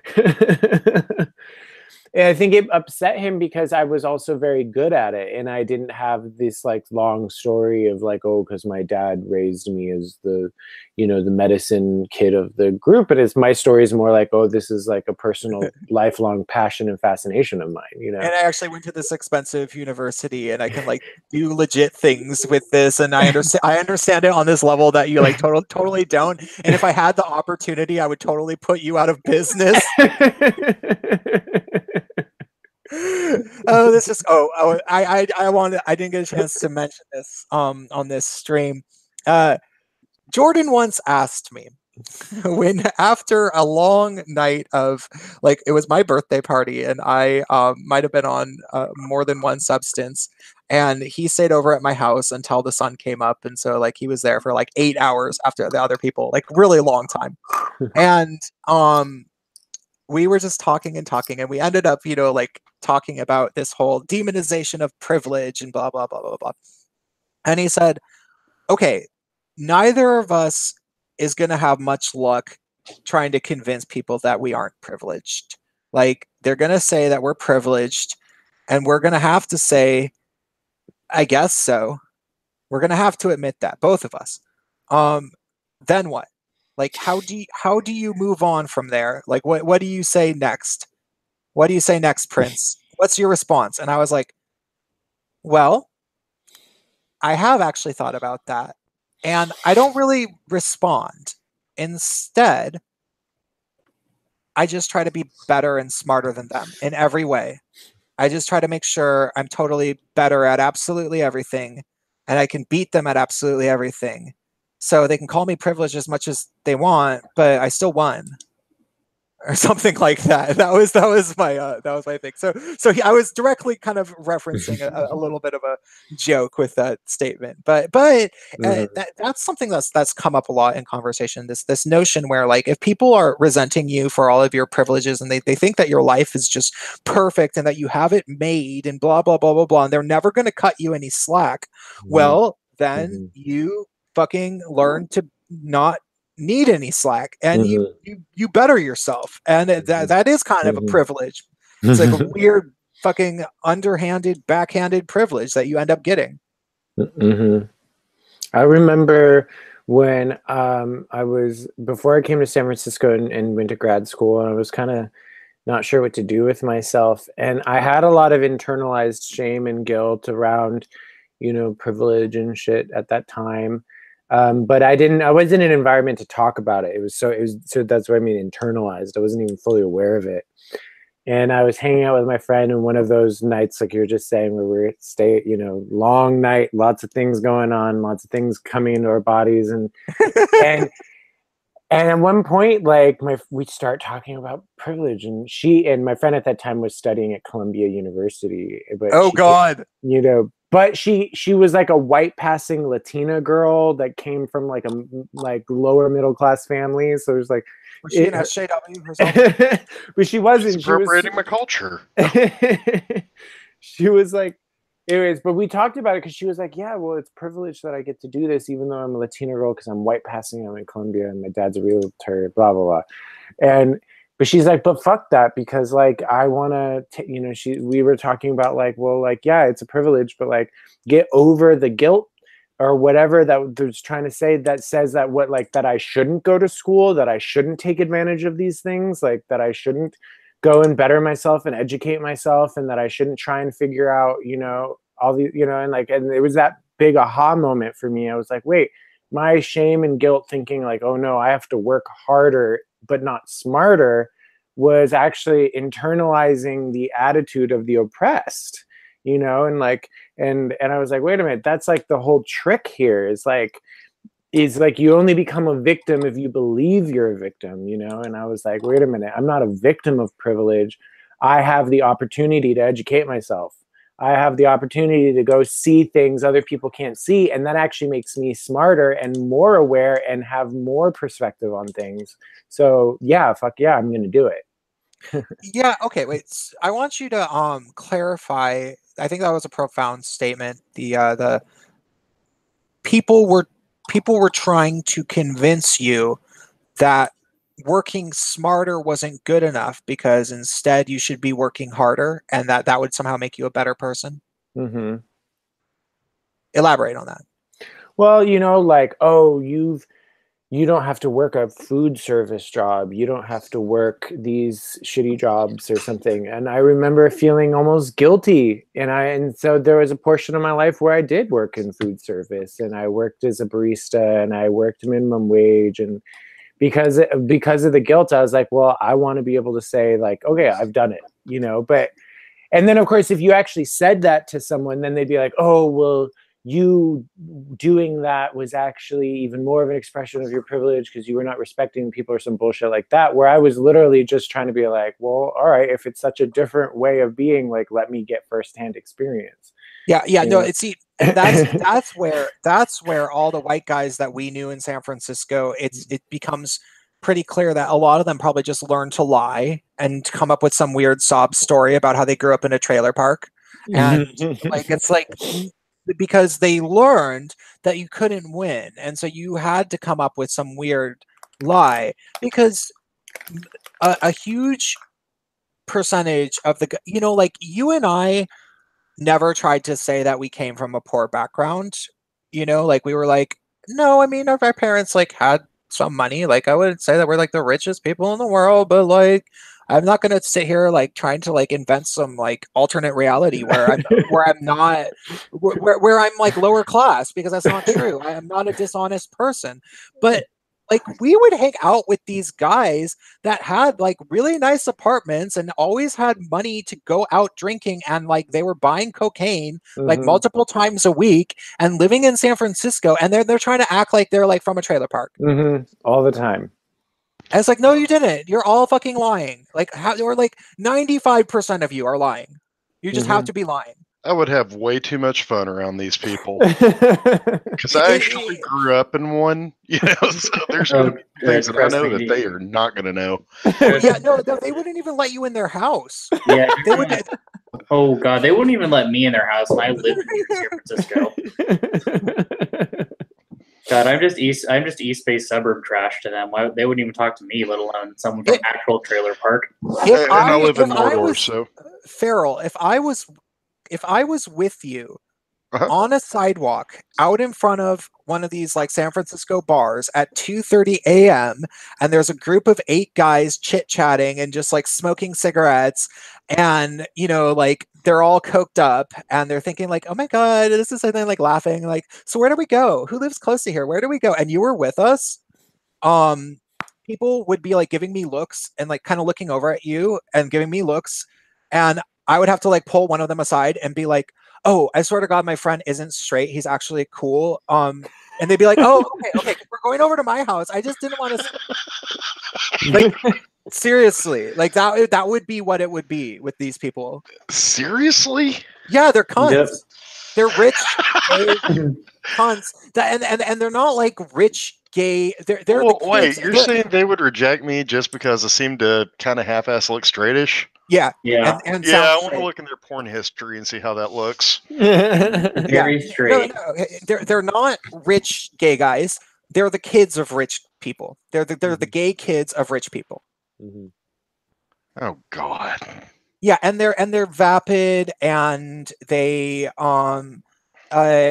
Bushy. so Mhm. Mhm. and It they're was like, a- "Oh my it was God, a- this is them every day. Oh my God, this struggle is real. I was 15 minutes late to work today because my flip flop fell off when I was running to, after coming out of a one night stands." Yeah, like I rolled out of bed at a one night stands apartment, and all I had was my flip flops, and I was trying to run in them, and one of them fell off, and I had to go buy a whole new pair of shoes, and I was, a half hour late to work, and like my manager was really mad at me at my, waiting my food service job. The struggle is real, and it's like, okay, no, if you really, really, really needed that job, you would never have done that. I'm just sitting here thinking, what the fuck are you doing wearing flip-flops to work? Yeah, you're not. No, Welcome to San Francisco. You're not allowed to wear flip flops in food service. It's a slip hazard. God. Yeah, that was that. That's not me I had actually one reciting something. I employee. made that up. But I Well, was I'm going to saying say, if I you're had one channeling some employee inner that actually wore a set of sandals to work one day, and it was kind of daring me to say something. And finally, lunch rolls around, and he's like, "Wait, y'all didn't ask what I wanted." I'm like, "Well, I figured you were going to swoop down and catch something for dinner." Never happened again. But Okay. yeah, these guys are they're total cunts, and they the really, really annoying thing about them is that, like, the majority of guys that were in San Francisco that were like, upper middle class white guys that were relatively good looking, they would just get some like food service job or get a job at like the Diesel store or the Gap store somewhere, or some stupid ass job like that, and then they would pretend like that was paying all of their bills in San Francisco, but it obviously wasn't. They were undoubtedly getting money from their parents, and or sucking dick behind a dumpster. well, yeah, or both, because they literally, a lot of them would toy around with sex work just because it's trendy in San Francisco. Yeah. But like, they would do that, and then, though that was their way of getting by off, but like people wouldn't attack them so much, and they just tried to avoid being attacked for being privileged because they knew that they were, but they were just like, I'm just gonna hope that nobody attacks me by saying that I work really hard at my food service job. And then there was guys like me who were like, okay, I'm not going to play the whole faker route. I'm going to instead work really, really, really hard as a full-time artist, and uh, and then people will be like, "Oh, well, you don't actually work a real job, so you don't actually work hard." And it was like, I don't think that that's how work actually works. Like, I don't think that that's how reality is. Like, I don't know if you've just never done something artistic, which, oh, actually, you probably really haven't, just for the record. You probably haven't actually finished a hard project ever. Like, but Coloring book. yeah, it's like, what if you actually drew all the lines of the coloring book as well as published the book? That would be the equivalent of what I have done. But no, I meant them. They're artistic projects. Yeah. No. I was saying what I would say to these people if they were like, "Oh, well, I finished a coloring book." I'd be like, "Okay, well, imagine who created that coloring book. That would be me." So, the people, most of the privileged white guy, upper middle class type people would, kind of like sit back hoping not to get attacked. And then I would go up there and sort of, I don't want to say directly challenge the privilege notion. No, I would directly challenge the privilege notion by saying, okay, well, presuming that this is true and that you're never not going to call me, like, it's only a matter of time before you realize that I'm privileged. So why don't I just be honest about it and instead try to please you with service? And so I was making free music for like literally half the city. Like, I made so much free music for undeserving people when I was in San Francisco. Sometimes people that I do not regret, but the vast majority of music, it was not a symbiotic relationship, and it was something that I was giving a lot more to that person, and they were not giving me much in return. And I just sort of did it because for my own reasons, and also because of this weird privilege guilt. And the mess up thing was that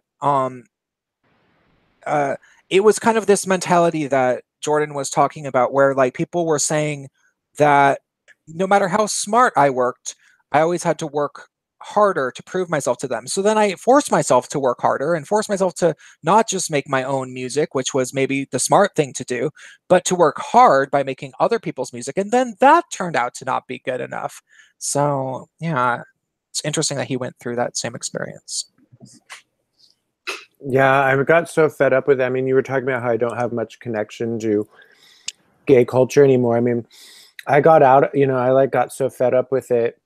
And I went and I found myself a boyfriend who like was also not part of gay culture. And so like we have like our own little group, and we just go to like, we love techno. So we just go to like, techno shows, and it's usually. Is he literally your boyfriend? Yeah. Okay. Like literally, and we have a couple other friends, and we go to techno shows and we meet other gay guys who are into techno and are not at all into the quote unquote gay culture or whatever.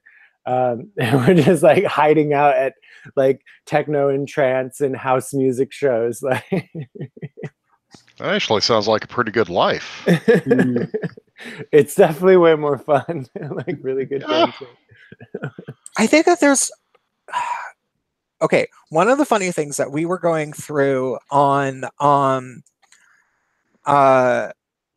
one of these streams recently, and this added more evidence to this, but this is certainly not the only evidence. One of the biggest evidence that I have for this notion. Well, first I'll say what the notion is. The notion is that I really think that a probable maybe a majority of gay guys are not interacting much with gay culture at the moment, and none of them really know that they are the majority, because they're all like staying home or like doing shit with straight people. So they don't know that like most gay guys, and like that's why the gay bars are closing. It's not just because of Grindr. I mean, that's a contributing factor, but it's because everybody hates gay culture right now.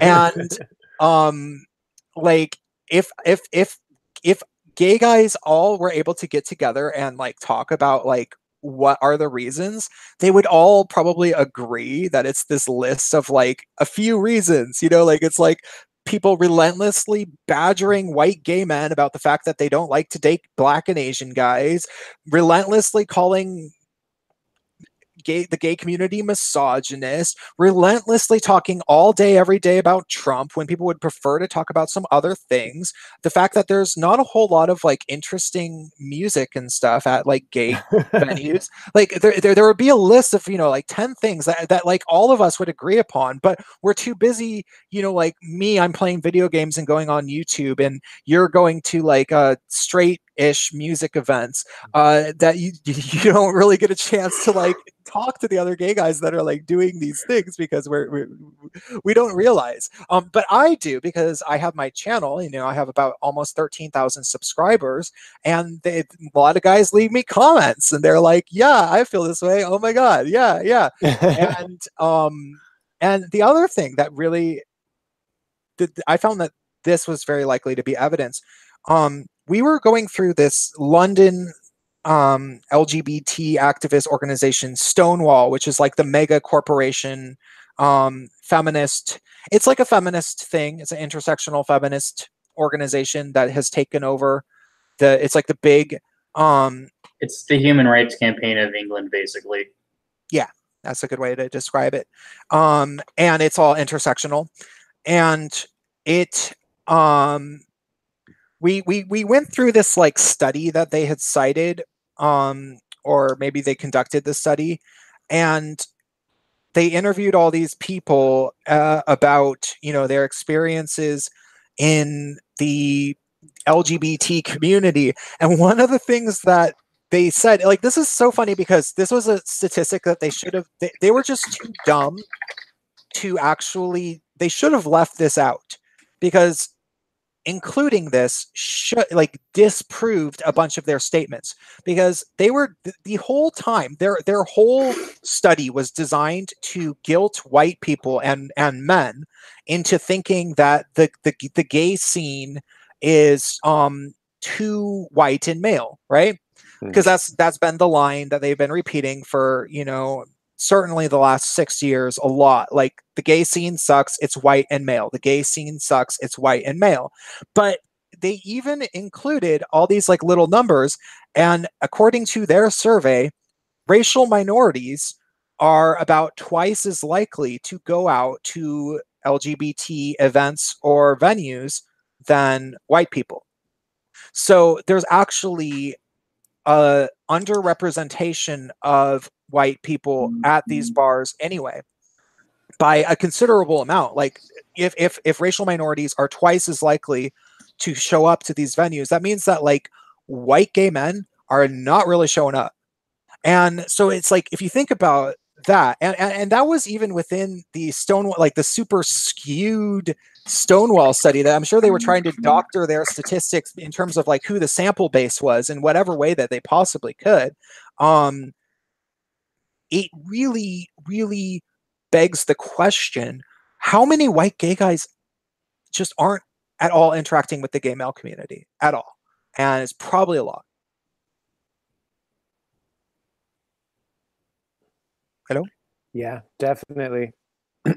I think it's a lot. I mean, I went to a small local festival and here called Sunset Campout, and it was actually had a very strong representation of gay men of all kinds, and straight culture, and well merged together. And it was an environment where you could have both, and there was openness and acceptance and flamboyancy, and you didn't have any of the kind of hypersexualization and kind of a politicization that typically comes along with being in like a openly gay environment.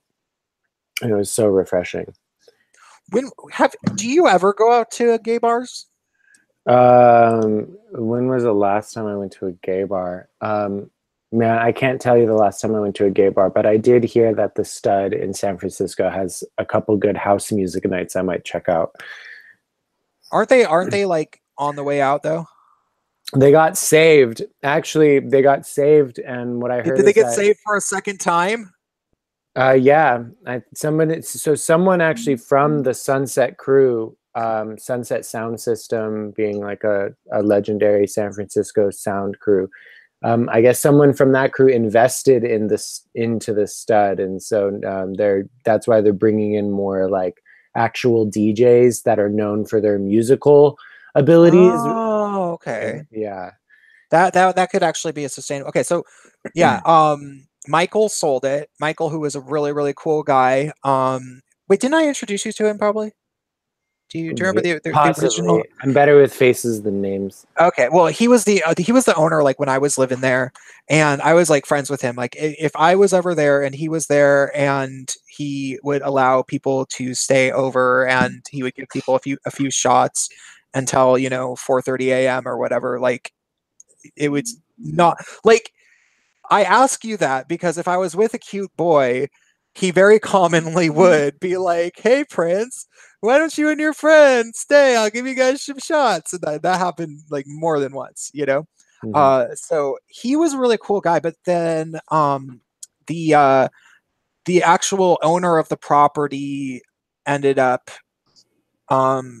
selling the property because he was like the bar owner, but not the owner of the property, and the rents like more than doubled. And so he was like, you know what, fuck this shit, I've been running this bar for a while, I'm out.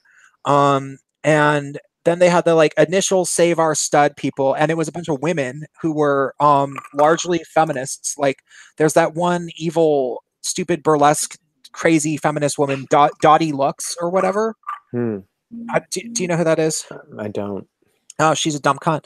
And so it was like, yeah, it was a number of these like intersectional feminist people who they decided to be on the committee to get the stud. And then one of the first things they did was deny, the most popular night at the stud was something, right?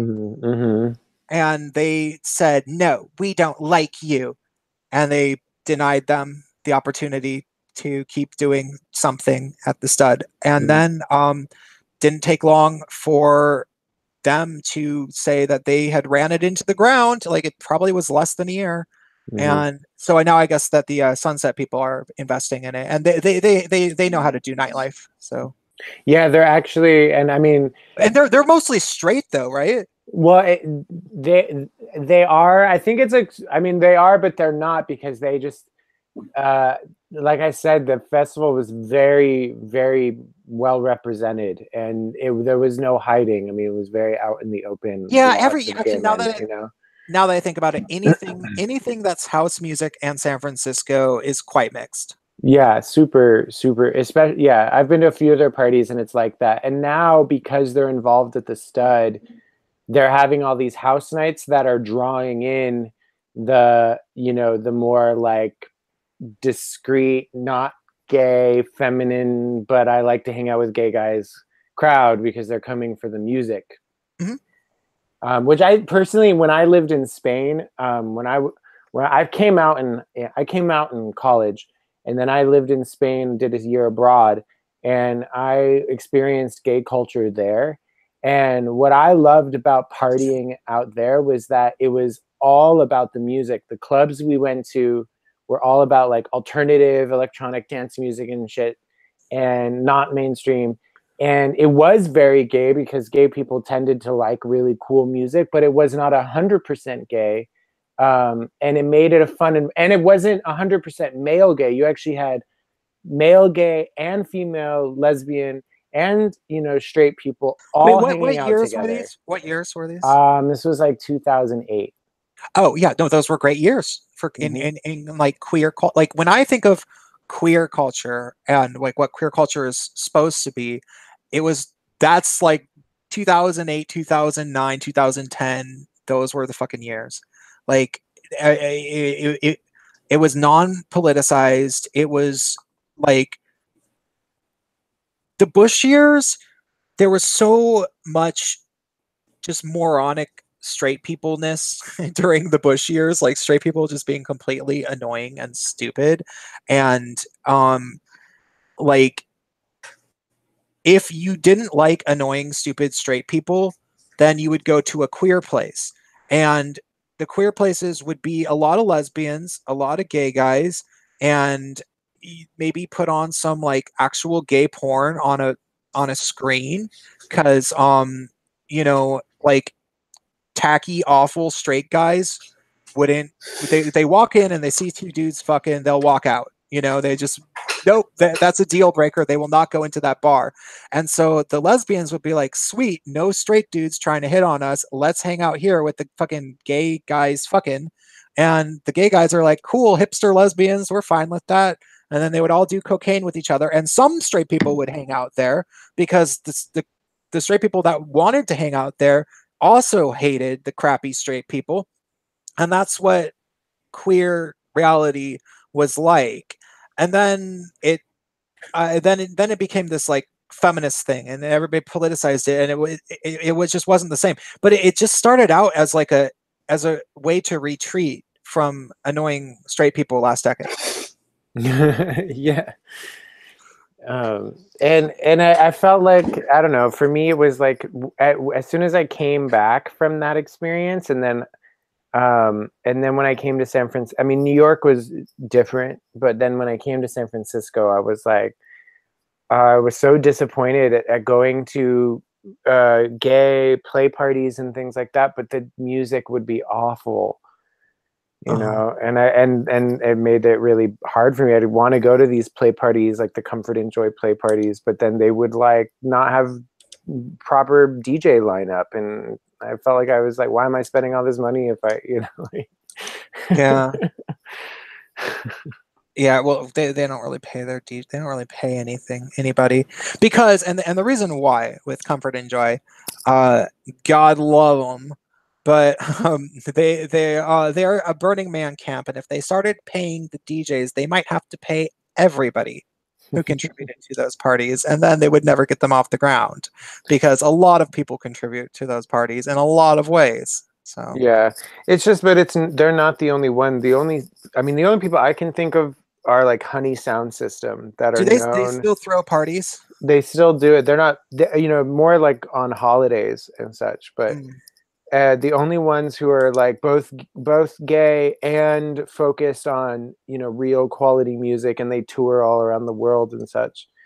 Yeah. But most places it's like you go in, they're playing top 40, you know, like it's just about getting drunk, but there's, you know, like for me that doesn't cut it, you know. Yeah, I stopped being interested in the music at gay bars by the time years before I even left San Francisco. I was just over it. Like, I was just like, I don't hear anything good, and I didn't know if it was just me or what. And largely, it wasn't just me, I think so. No, and then, oh my God, living in the Castro and realizing that it's like alcoholic central, you know, it's like happy hour starts at 11 a.m. and goes till 8 p.m. And, you know, and I would hang out and see always the same people all the time.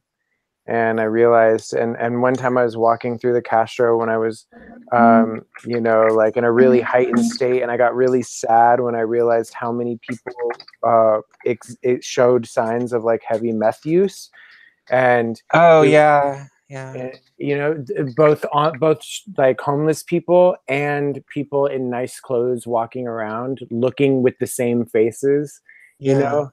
And I was like, wow, this is just like, that's when I finally said, I used to live in the Castro, and I finally said, I have to leave. This is like depressing. Yeah, if Palm Springs is where gay guys go to die, San Francisco is where they get inflicted with the death wound, or the Castro is where they get the death wound. Because it is really bad there, and it was so like I was so miserable in my last couple of years in San Francisco that I hated being alone. I hated being at my apartment, and you know, because I didn't want to work on music. I was very uninspired. And also the tweaker that lived with me made it impossible for me to. Like, I literally couldn't. And I kind of like really deeply hate him for that now. And in the kind of way where it's like, oh yeah, maybe I could forgive him, and because we got along really well sometimes. And then I think about it, I'm like, no, he doesn't deserve to be forgiven for that. Actually, like, he literally terrorized me in my own apartment and made me feel like crap about myself all the time, and also wouldn't allow me to make music in my own apartment that he was staying at rent free, because he would say that it would annoy him. And then if I would say, well, this is my music, and he would be like, well, you're privileged. And it was like, and you knew the guy. I couldn't kick him out of my apartment, because I knew perfectly well that if I did, he would go around gossiping about me to literally everybody in San Francisco and saying that I was a horrible person and saying all sorts of just whatever the fuck he could think of. Every bit of thing, every bit of dirt that he would have on me. And yeah, he would have a lot too. Like he wouldn't even have to lie, which maybe he would as well, but he could also just tell the truth. And he would. That's the type of guy he was. He would have gone around just gossiping about me to literally everybody because he literally knew everybody because he was like cute and social. And so it like wasn't an option for me to just like kick him out, even though that's what he deserved. And so I was so miserable that I would go out to the Castro all the time and like yeah, when you start to become okay, this was a weird one. The kind of thing that you say with like seeing the same people. And one of the things that I saw I went out to Badlands for karaoke because I realized that they did like karaoke on Monday or Tuesdays at Badlands. And I would never really go in there, but I like karaoke, you know? So I started going, I went like 2 or 3 times maybe. And this guy started talking to me. I forget why exactly. And he was almost kind of cute. And I think he was hitting on me. I didn't really care. I was just drunk. And then he liked my singing or something like that. And he had this friend who was this like chubby, queenie guy. And I sang Semi Charmed Life by Third Eye Blind. And the guy was like, "Oh my God, you sang Semi Charmed Life." I was a hairstylist for this music video. And I was like, "Really?" And he's like, "Yeah, it was shot in San Francisco." And I was like, "Oh, that's cool." And I believed him because, you know, why not? Well, I went out multiple different times after that and saw the same guy at what was that bar? I think it's 440, where they always have the like music videos playing. And I saw the same exact guy telling different guys, "Oh my God, I was a hairdresser on this music video. I was a hairdresser on this music video. I was a hairdresser." And it's like, wait, you're just a liar. Like you have to be making this stuff up. And it was so like, I was like, oh my God, that's such a tragedy. Like to see some guy who goes to like if you're a regular in the Castro, that's bad. Like, because you even like the gayest of gay guys who go out all the time try not to go to the Castro. Like that's like being a mall rat of the gay scene. Yeah. But it when you realize that there's these guys that are like that and they just assume that none of the other regulars will notice that they're just like lying to guys because it's mostly new guys, mostly guys that don't go there often, a lot of travelers and stuff, and it's like, wait, I'm a regular enough to realize that this guy has this serial lie that he always tells. So yep. And that's what you see if you hang out at any of the bars in the Castro. There's a whole bunch of, each one has 2 handfuls of guys that have their shtick, and they do it all the time, and they're like known for it. And it's like, you know, I see where in one way it's like, well, there's a lot of compassion for the like, oh, for everyone having a place to go. But there's also a lot of enabling that's happening. Enabling in what way? Like when you enable addiction. Oh, yeah. But I think that it's a co-enabling thing because I think that the majority of bartenders and even bar managers and owners are addicts themselves, probably. Well, yeah, I mean, there you go. And they depend on the people that hang out and haunt the places and always are the first ones to say hello to the newcomers that come in. Yeah. Oh, and did you notice? Okay, when you first moved to San Francisco, when you visit, there's this one thing where it's like, yeah, you get hit on, blah blah blah blah blah, because you're fresh meat, whatever. But once guys realize that you actually live there and that you're a new guy, there's like a whole bunch of guys like trying to like go on dates with you, and they're almost kind of like weird about it. Like, and it's almost kind of like stalkerish. Like it's like, uh, what, did you get dibs on me? Like, Uh-huh. because I had actually, do you know what's funny? Literally two different guys in the Honey Sound System crew did that to me, like at the same time. They were both doing it.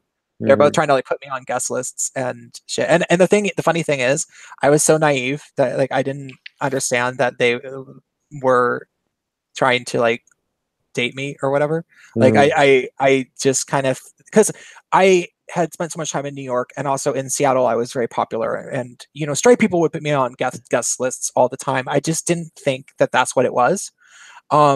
So I kind of blew them both off, and but took their guest list and shit. So yeah, uh that kind of thing happens, and you become this like desirable person because you're like a new guy in town. But then over the years, you just aren't attractive to anybody because they see you around so much, and everybody has like reconciled in their mind, either they aren't going to get with you, like either they know that you're never going to have sex with them, or they stopped wanting to have sex with you. And you almost never are in a situation where you are finding a new potential person to date. You know, like a hot guy will visit from out of town and will be like attracted to you, and it's like, oh, because you're from out of town, you don't see me all the time. And that's what it's like, living in the Castro. And it takes you know, either a visitor or being removed from that environment, like going to a different city, to remember like, oh wait, I am kind of attractive, everybody's just fucking used to me.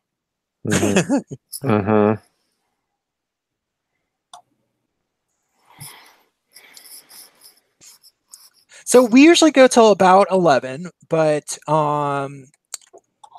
considering my co-hosts have not really been talking a whole bunch, we might want to be starting to wind down. Was there anything that you wanted to say? Chat, you have any questions for people? I'll give it for a moment. Hard techno is dull for me, but it's not the palette of drugs I enjoy. I'm more of a melodic house and techno person, if you want to get specific. Yeah, I was always a little bit more into the melody stuff. I could get into some of the like really intricate drum and bass stuff. But if it was a straight beat, like a house or techno, and it just had like drum beats in it, I hated it. I was like, no. Like I didn't understand. You know, and one of the things, okay, tell me, do you agree with this assessment? I don't know if I've ever said this to you, but I've been saying this since I was you know, a DJ in the early 2000s. I was probably saying this. You know how there's like these people, like I would say the Honey Sound System guys are probably actually kind of like this. Not so much because they're slightly talented. They're not like really talented, but they're reasonably talented. They're talented for fucking gay guys, I guess.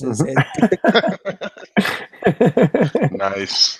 Well, because you don't really have to try all that hard in the gay world. Like if you can like actually be a gay crew that is like organizes parties and is like for gay guys by gay guys, you just have to be slightly above average and people will worship you. Yeah. And that's kind of what they are. Big fish in a small pond. Well, and organized, because they're like a little weird. They were in their heyday, they were like a organized, unionized monopoly of DJs. There was like 7 of them, and they were like tyrants. If they didn't like you, they would fucking ruin you. Damn. Yeah, they're cunts, dude. Fuck those guys. But a lot of gay guys I would say a better example of gay guys that are like this is those guys that used to live in San Francisco, called Two Dudes in Love. David Sylvester and his boyfriend, who doesn't do music anymore. Okay, if you don't know, okay, a lot of DJs, and maybe in particular, but no, this happens with straight guys too. They um they end up as when they first start out, they are more into melodic, fun music that people actually like.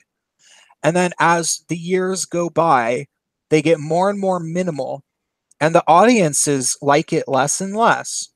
But they become more and more convinced that they've gotten better. And then the other DJs seem to be convinced that they're good. And so they have these um, nights where it's like all minimal, no melody, all minimal, all boring. No one dances except for it keeps happening. It keeps happening. They keep booking each other. They keep acting like this is the real good techno. And I think that this happens because for two reasons. I think it's one because these DJs are just sick of their music. And so when they listen to a new track, they aren't thinking to themselves whether or not they love it. They're not thinking, oh, I really like this. It has a great melody. They're thinking to themselves, if it if it doesn't annoy them a whole lot. Like they're like, oh, this is non-annoying. I guess I'll buy this. Because, and that's a major deciding factor. But I think the other thing is that when they start trying to get into production and actually writing their own music, and they realize how incredibly hard it is to like it's over 10 times as hard to actually write an electronic music song than it is to DJ. Like it really is. And once they start doing that and they realize that they have no melodic skill, then they start making these minimal tracks because that's really like literally the only thing that they can make work. And then they pretend that they liked minimal music the whole time, and they pretend that their tastes have evolved into this like boring thing. And it's like, no, you're just pretending to like that because otherwise you would have to admit that you're a shitty producer. Yeah, I do think you have a point there that the DJ, because the DJ wants to get booked, and a DJ who produces their own music is more highly likely to get booked. And so if they're producing minimal music, they have to put that put that into context with other music that sounds similar. So yeah, it makes total sense. I know because I know DJs who are doing that exact thing, like produce 3 tracks, get it on Beatport just so that they can get more bookings. Yeah. Yeah. It is yeah. And then it's like, oh, it's kind of it's kind of like tripping and falling and then being like, I meant to do that. I do all my own stunts. Yeah. Yeah. So yeah. I get, I've been going to Anjuna Deep is a record label that does kind of like trance EDM music, and it's definitely a younger crowd than like I'm 30, so I know we're all about that area. It's but it's a lot of young kind of, I guess, post scene gay kids, because I don't know what they call it now. It's not the post scene. Do you mean MySpace hair? Yeah, it's like if you took the scene kids, but without MySpace and all that, like whatever the modern version of scene kids are. I didn't know that there was a modern version of that. Yeah, I thought it stayed the same even from when I was in high school. I thought it morphed into like SJW people or something, but maybe it's just because of my own maybe they're not terribly political. They're more aesthetic. Well, no, that's good. That's good. No, because they're probably actually, because if I remember, and I was very, very much on MySpace. Like I was one of the original people, like back before Tom sold it, and it was like, edgy, and you could like put, porno as your wallpaper and shit, like, on MySpace. I was on there, and the kids who were on MySpace, it was coming out of because MySpace got popular around 2003 probably, and um, the PC era of the 90s was still pittering out, like depending upon what area you were in. And so, like there were people who were like, hippie, vegan, environmentalist, lesbian, identity politics type people that were kind of around. And being a young person going to undergrad at a far leftist school in New York City, I had this feeling that I was like supposed to be like that. Like I was supposed to be PC in those ways. Um, I didn't know that there was a lot of people who similarly didn't like it. But then when I got on MySpace and I realized like MySpace was just all like it would be like about me. I like to snort cocaine in my underwear. And then it would be like a picture just things like that. Like that's what it was. Like and it was and that's what like the majority of those people were like. And it would be like favorite music, The Cure, Depeche Mode, blah blah blah. And just these things like I'm so fucking cool. And if you don't think that I'm cool, then you're obviously not cool. And I'll be offensive. I don't care because if you're offended by me, then that means you're not cool. And that was sort of like the attitude. So if that attitude is starting to reemerge organically, which it probably is, like Mhm. most young people who reject the attempts at politicizing youth culture, like this the whole social justice warrior movement where they tried to like turn all the kids non-binary, like which didn't exactly work, but it worked kind of well. It worked pretty well. But there's undoubtedly a massive rejection of that politicization, and a lot of the young people who are rebelling, they don't know that they're rebelling to politics. They just know that they didn't like the political trend that they were being offered, you know? And so it's interesting to like I want to know where they congregate. Like I know a lot of people do play video games. Video games are actually really popular because young people can't afford to go out so much in the way that they used to be able to. Like we used to be able to afford to go to raves and bars all the time, like in the 90s, last decade. Not so much anymore. But it would be I wonder interesting why if that there. is. I mean, Well, it's it's truly just. the economy can't be that different. Oh, I know it's pretty bad. Well, I Okay, mean, I'm naive. if you live like here in San Francisco, it's like okay, so rent's outrageous. Even in Oakland, where like 15 years ago that used to be a shithole, now it's like outrageous. And it's like okay, our subway system shuts down at midnight, so you can't really go out and party because you're going to be either fucked on the street or you're going to be taking Uber home. And most people don't want to pay $50. Yeah. Yeah. That makes sense. I didn't even think about the way that property or Yeah, rent rates increased. the other answer to that problem is instead of going home, you just party until the after hours opens. Yeah, but if you're anything like me, I usually end up having to work like Saturday or Monday or some. Oh, I'm sorry. Yeah. Yeah, well, my college schedule was literally I'd get Friday off, then Saturday and Sunday I'd work, and I showed up hungover a few times to work, but granted, that's kind of what everybody did. Yeah, I've done that a time or two as well. Ended up getting something slipped to me by a coworker that I thought was Tylenol that worked really great for that, and she just started busting up laughing when she told me what she gave me. Oh, it was like a hydrocodone or something. No, it was Pamprin. She said it was Oh. bitchy enough that it seemed to be sufficient, and well, it actually works for hangovers, believe it or not. Yeah, it's a good mix of stuff. I mean, like, yeah, there's no reason that Like you chicks are holding out on us. yeah, no, Midol is supposed to be great. Apparently, if you actually like have pains, it has a lot of different active ingredients in it. But Midol is sexist somehow because men. Yeah, It's like their secret weapon, along with those little things they give them in high school, or in elementary school, where they pick the number and the color and it tells the future. Yeah, that too. Oh, the cootie catcher. Yes. I don't understand the technology yet, but they're way ahead of us.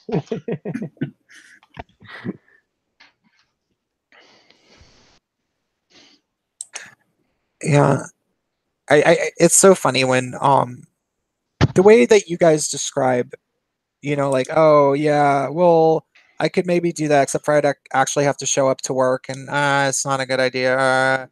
That line of thinking never comes up in San Francisco. Mm. Which you would think that it would. It's such an expensive place to live. You would think that guys are worried about losing their jobs. You never hear people being like, "Oh my god, like I just can't do it." It's more like they'll be like, "Oh my god, I'm going to be so hungover for work." Like, Well, you also take into consideration I'm stupid suburb trash. So I was going to say I'm old, so I know what my excuse is, but you're like half my age, so what's yours? But okay, suburb trash, got it. well, no, I think that what's more important is that you guys actually need your jobs. well, I've only ever had service jobs, so I kind of need those. I'm a dime a dozen. I can be replaced like that. I'm not gonna waste my time to get fired. I'm not like some techie that's like, oh, I somehow have managed to bullshit myself into you thinking I'm actually needed. I have you do get me. Hey, I do get their bullshit. I just don't know how to do that yet. It's okay. Hang out with me. I will teach you the art of bullshittery. We'll be fine. Mm.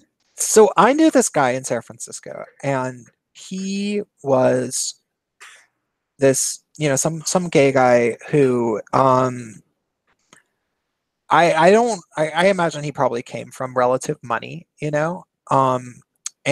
the thing is, he was looking for a job, and there's these guys, you're friends with them on Facebook, but you don't really know them that well, but you certainly notice every time they're looking for a new job, which is literally twice a month.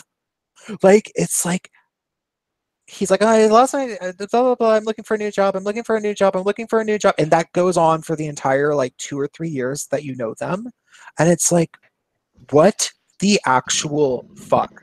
Like, how are you managing to stay in San Francisco and you're always getting a new job? Like, you're getting fired or you're quitting, or it sucks, so you're trying to find a new one. Like, how is that possible? And like, can't they put you on some list so that places know not to hire you? Like, I'm not one for blacklists, but it's like, if you could look on Facebook and this person is always posting looking for a new job, and it's like they have thousands, like over 1,000 friends, like, couldn't it just seems absurd that this guy's such a dumbass. Oh, I think we all know people like that. Okay, And okay. I get people that actually put me down as a reference that I have never met in real life and never said, "Yeah, go ahead and put me down." Wow. But they come in with that whole list of things that they've done, and I'm just like, "Yeah, what do I think? You'll be really lucky to get them to work for you." It's like, no, we're not doing this.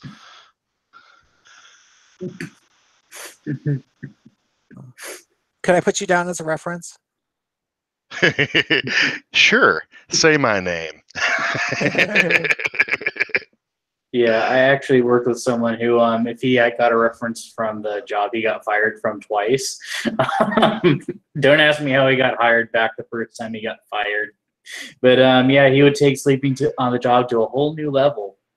Oh my god. Wait, what do you mean? Like literally, like this is like we worked at. This is a Wingstop. He would literally, when we'd have our dinner rush, he'd go to the back and fall and like literally take a nap. Oh. Like literally, like right when we were too busy to go back there and like throw something at him or kick him. Yeah, that's when he would go take his nap.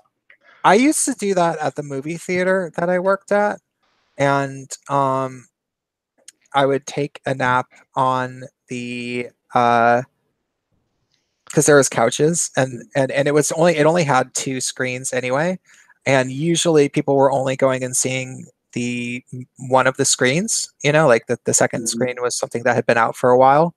So I would like sort of sleep on the couches for like 30 minutes, 45 minutes, but they would tell me not to. They told me not to after a while, but I think that they let me have that. Like I think ultimately I probably wasn't the best employee, but I mean it's a movie theater.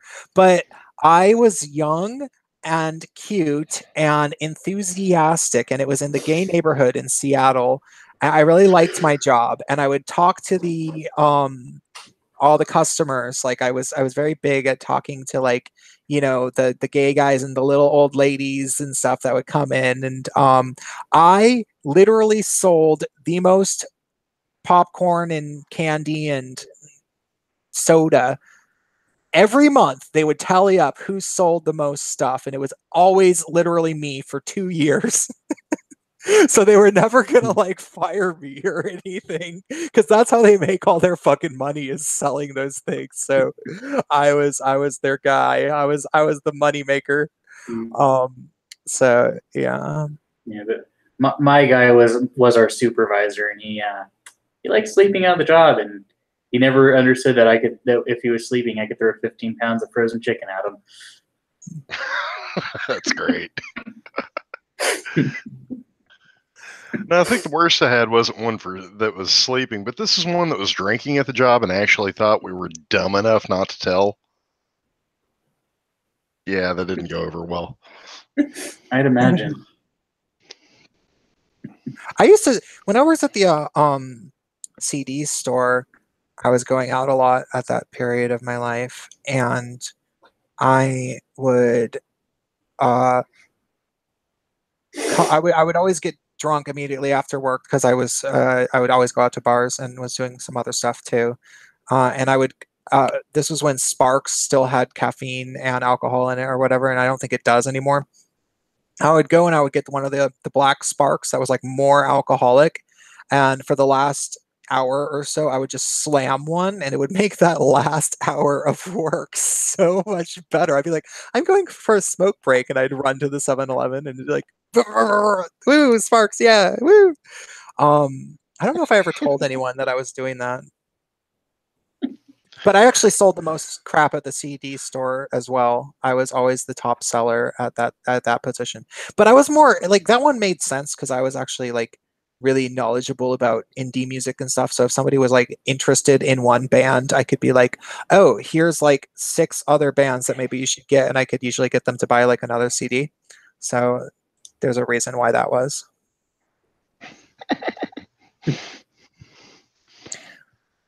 Okay. Well, now that we're just talking about our jobs, I think that we should maybe end this. Okay. All right. It's been a blast, y'all. Sorry I had to jump out. I had a work call that came in, so had to go take care of some stuff. Pardon? It's okay. No, it's kind of funny because I got this panicked call from the command bridge saying, well, we've got a whole lot of outages. I'm like, dude, we're having a thunderstorm. Oh. Yeah. Is your computer on? It's like, well, I can't get internet access. Do you have electricity? No.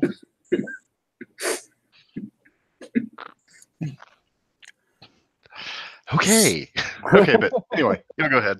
So we have been the Gaytriarchy. Everybody can say their goodbyes. I'm obviously Prince of Queens, as you guys know, and it's been great to have you on, Jordan, and maybe you can come back again in the future. Yeah, thank you. It's been a great pleasure. I'm Jordan, and yeah, I'd love to come chat with you guys again. Well, it's definitely interesting. I mean, you had so many areas. I could sit down and talk with you for a couple of days. Yeah, I love talking about all kind of stuff. Just throw a topic out there. Couple of days and nights. Easy. He's got a boyfriend. Oh, that's right. I forgot about that. Yeah. But he lives in San Francisco. Having a boyfriend in San Francisco is kind of like, having leftovers in your fridge. God, that's awful. It's a joke about how non-monogamous gay guys are in San Francisco. It's true. Oh, it's everywhere. It's so everywhere. true, Anyway, I guess I better say my goodbyes, y'all. This is Jason, aka Feral Cat. And just remember, my preferred pronoun is y'all. And y'all have a good night. And I am Saint of Bacon. I have been here. Can I show myself for a second? No, that's not about. I'm just kidding. Just kidding. Anyways, we actually did have news topics for tonight. I'm going to stream them some point tomorrow. So. Yeah. Oh, okay. Yeah. Well, yeah. Sorry, I just wanted to have a episode dedicated to talking about Jordan because I knew he had a lot of interesting stuff. So, I guess Definitely worth. Definitely It was worth. way worth. It was well worth it. Oh, thanks, guys. So, and I don't know who might be on next week, but we will be on. So I will talk to you guys later, and everybody else will too. Good night, everybody. Night, y'all.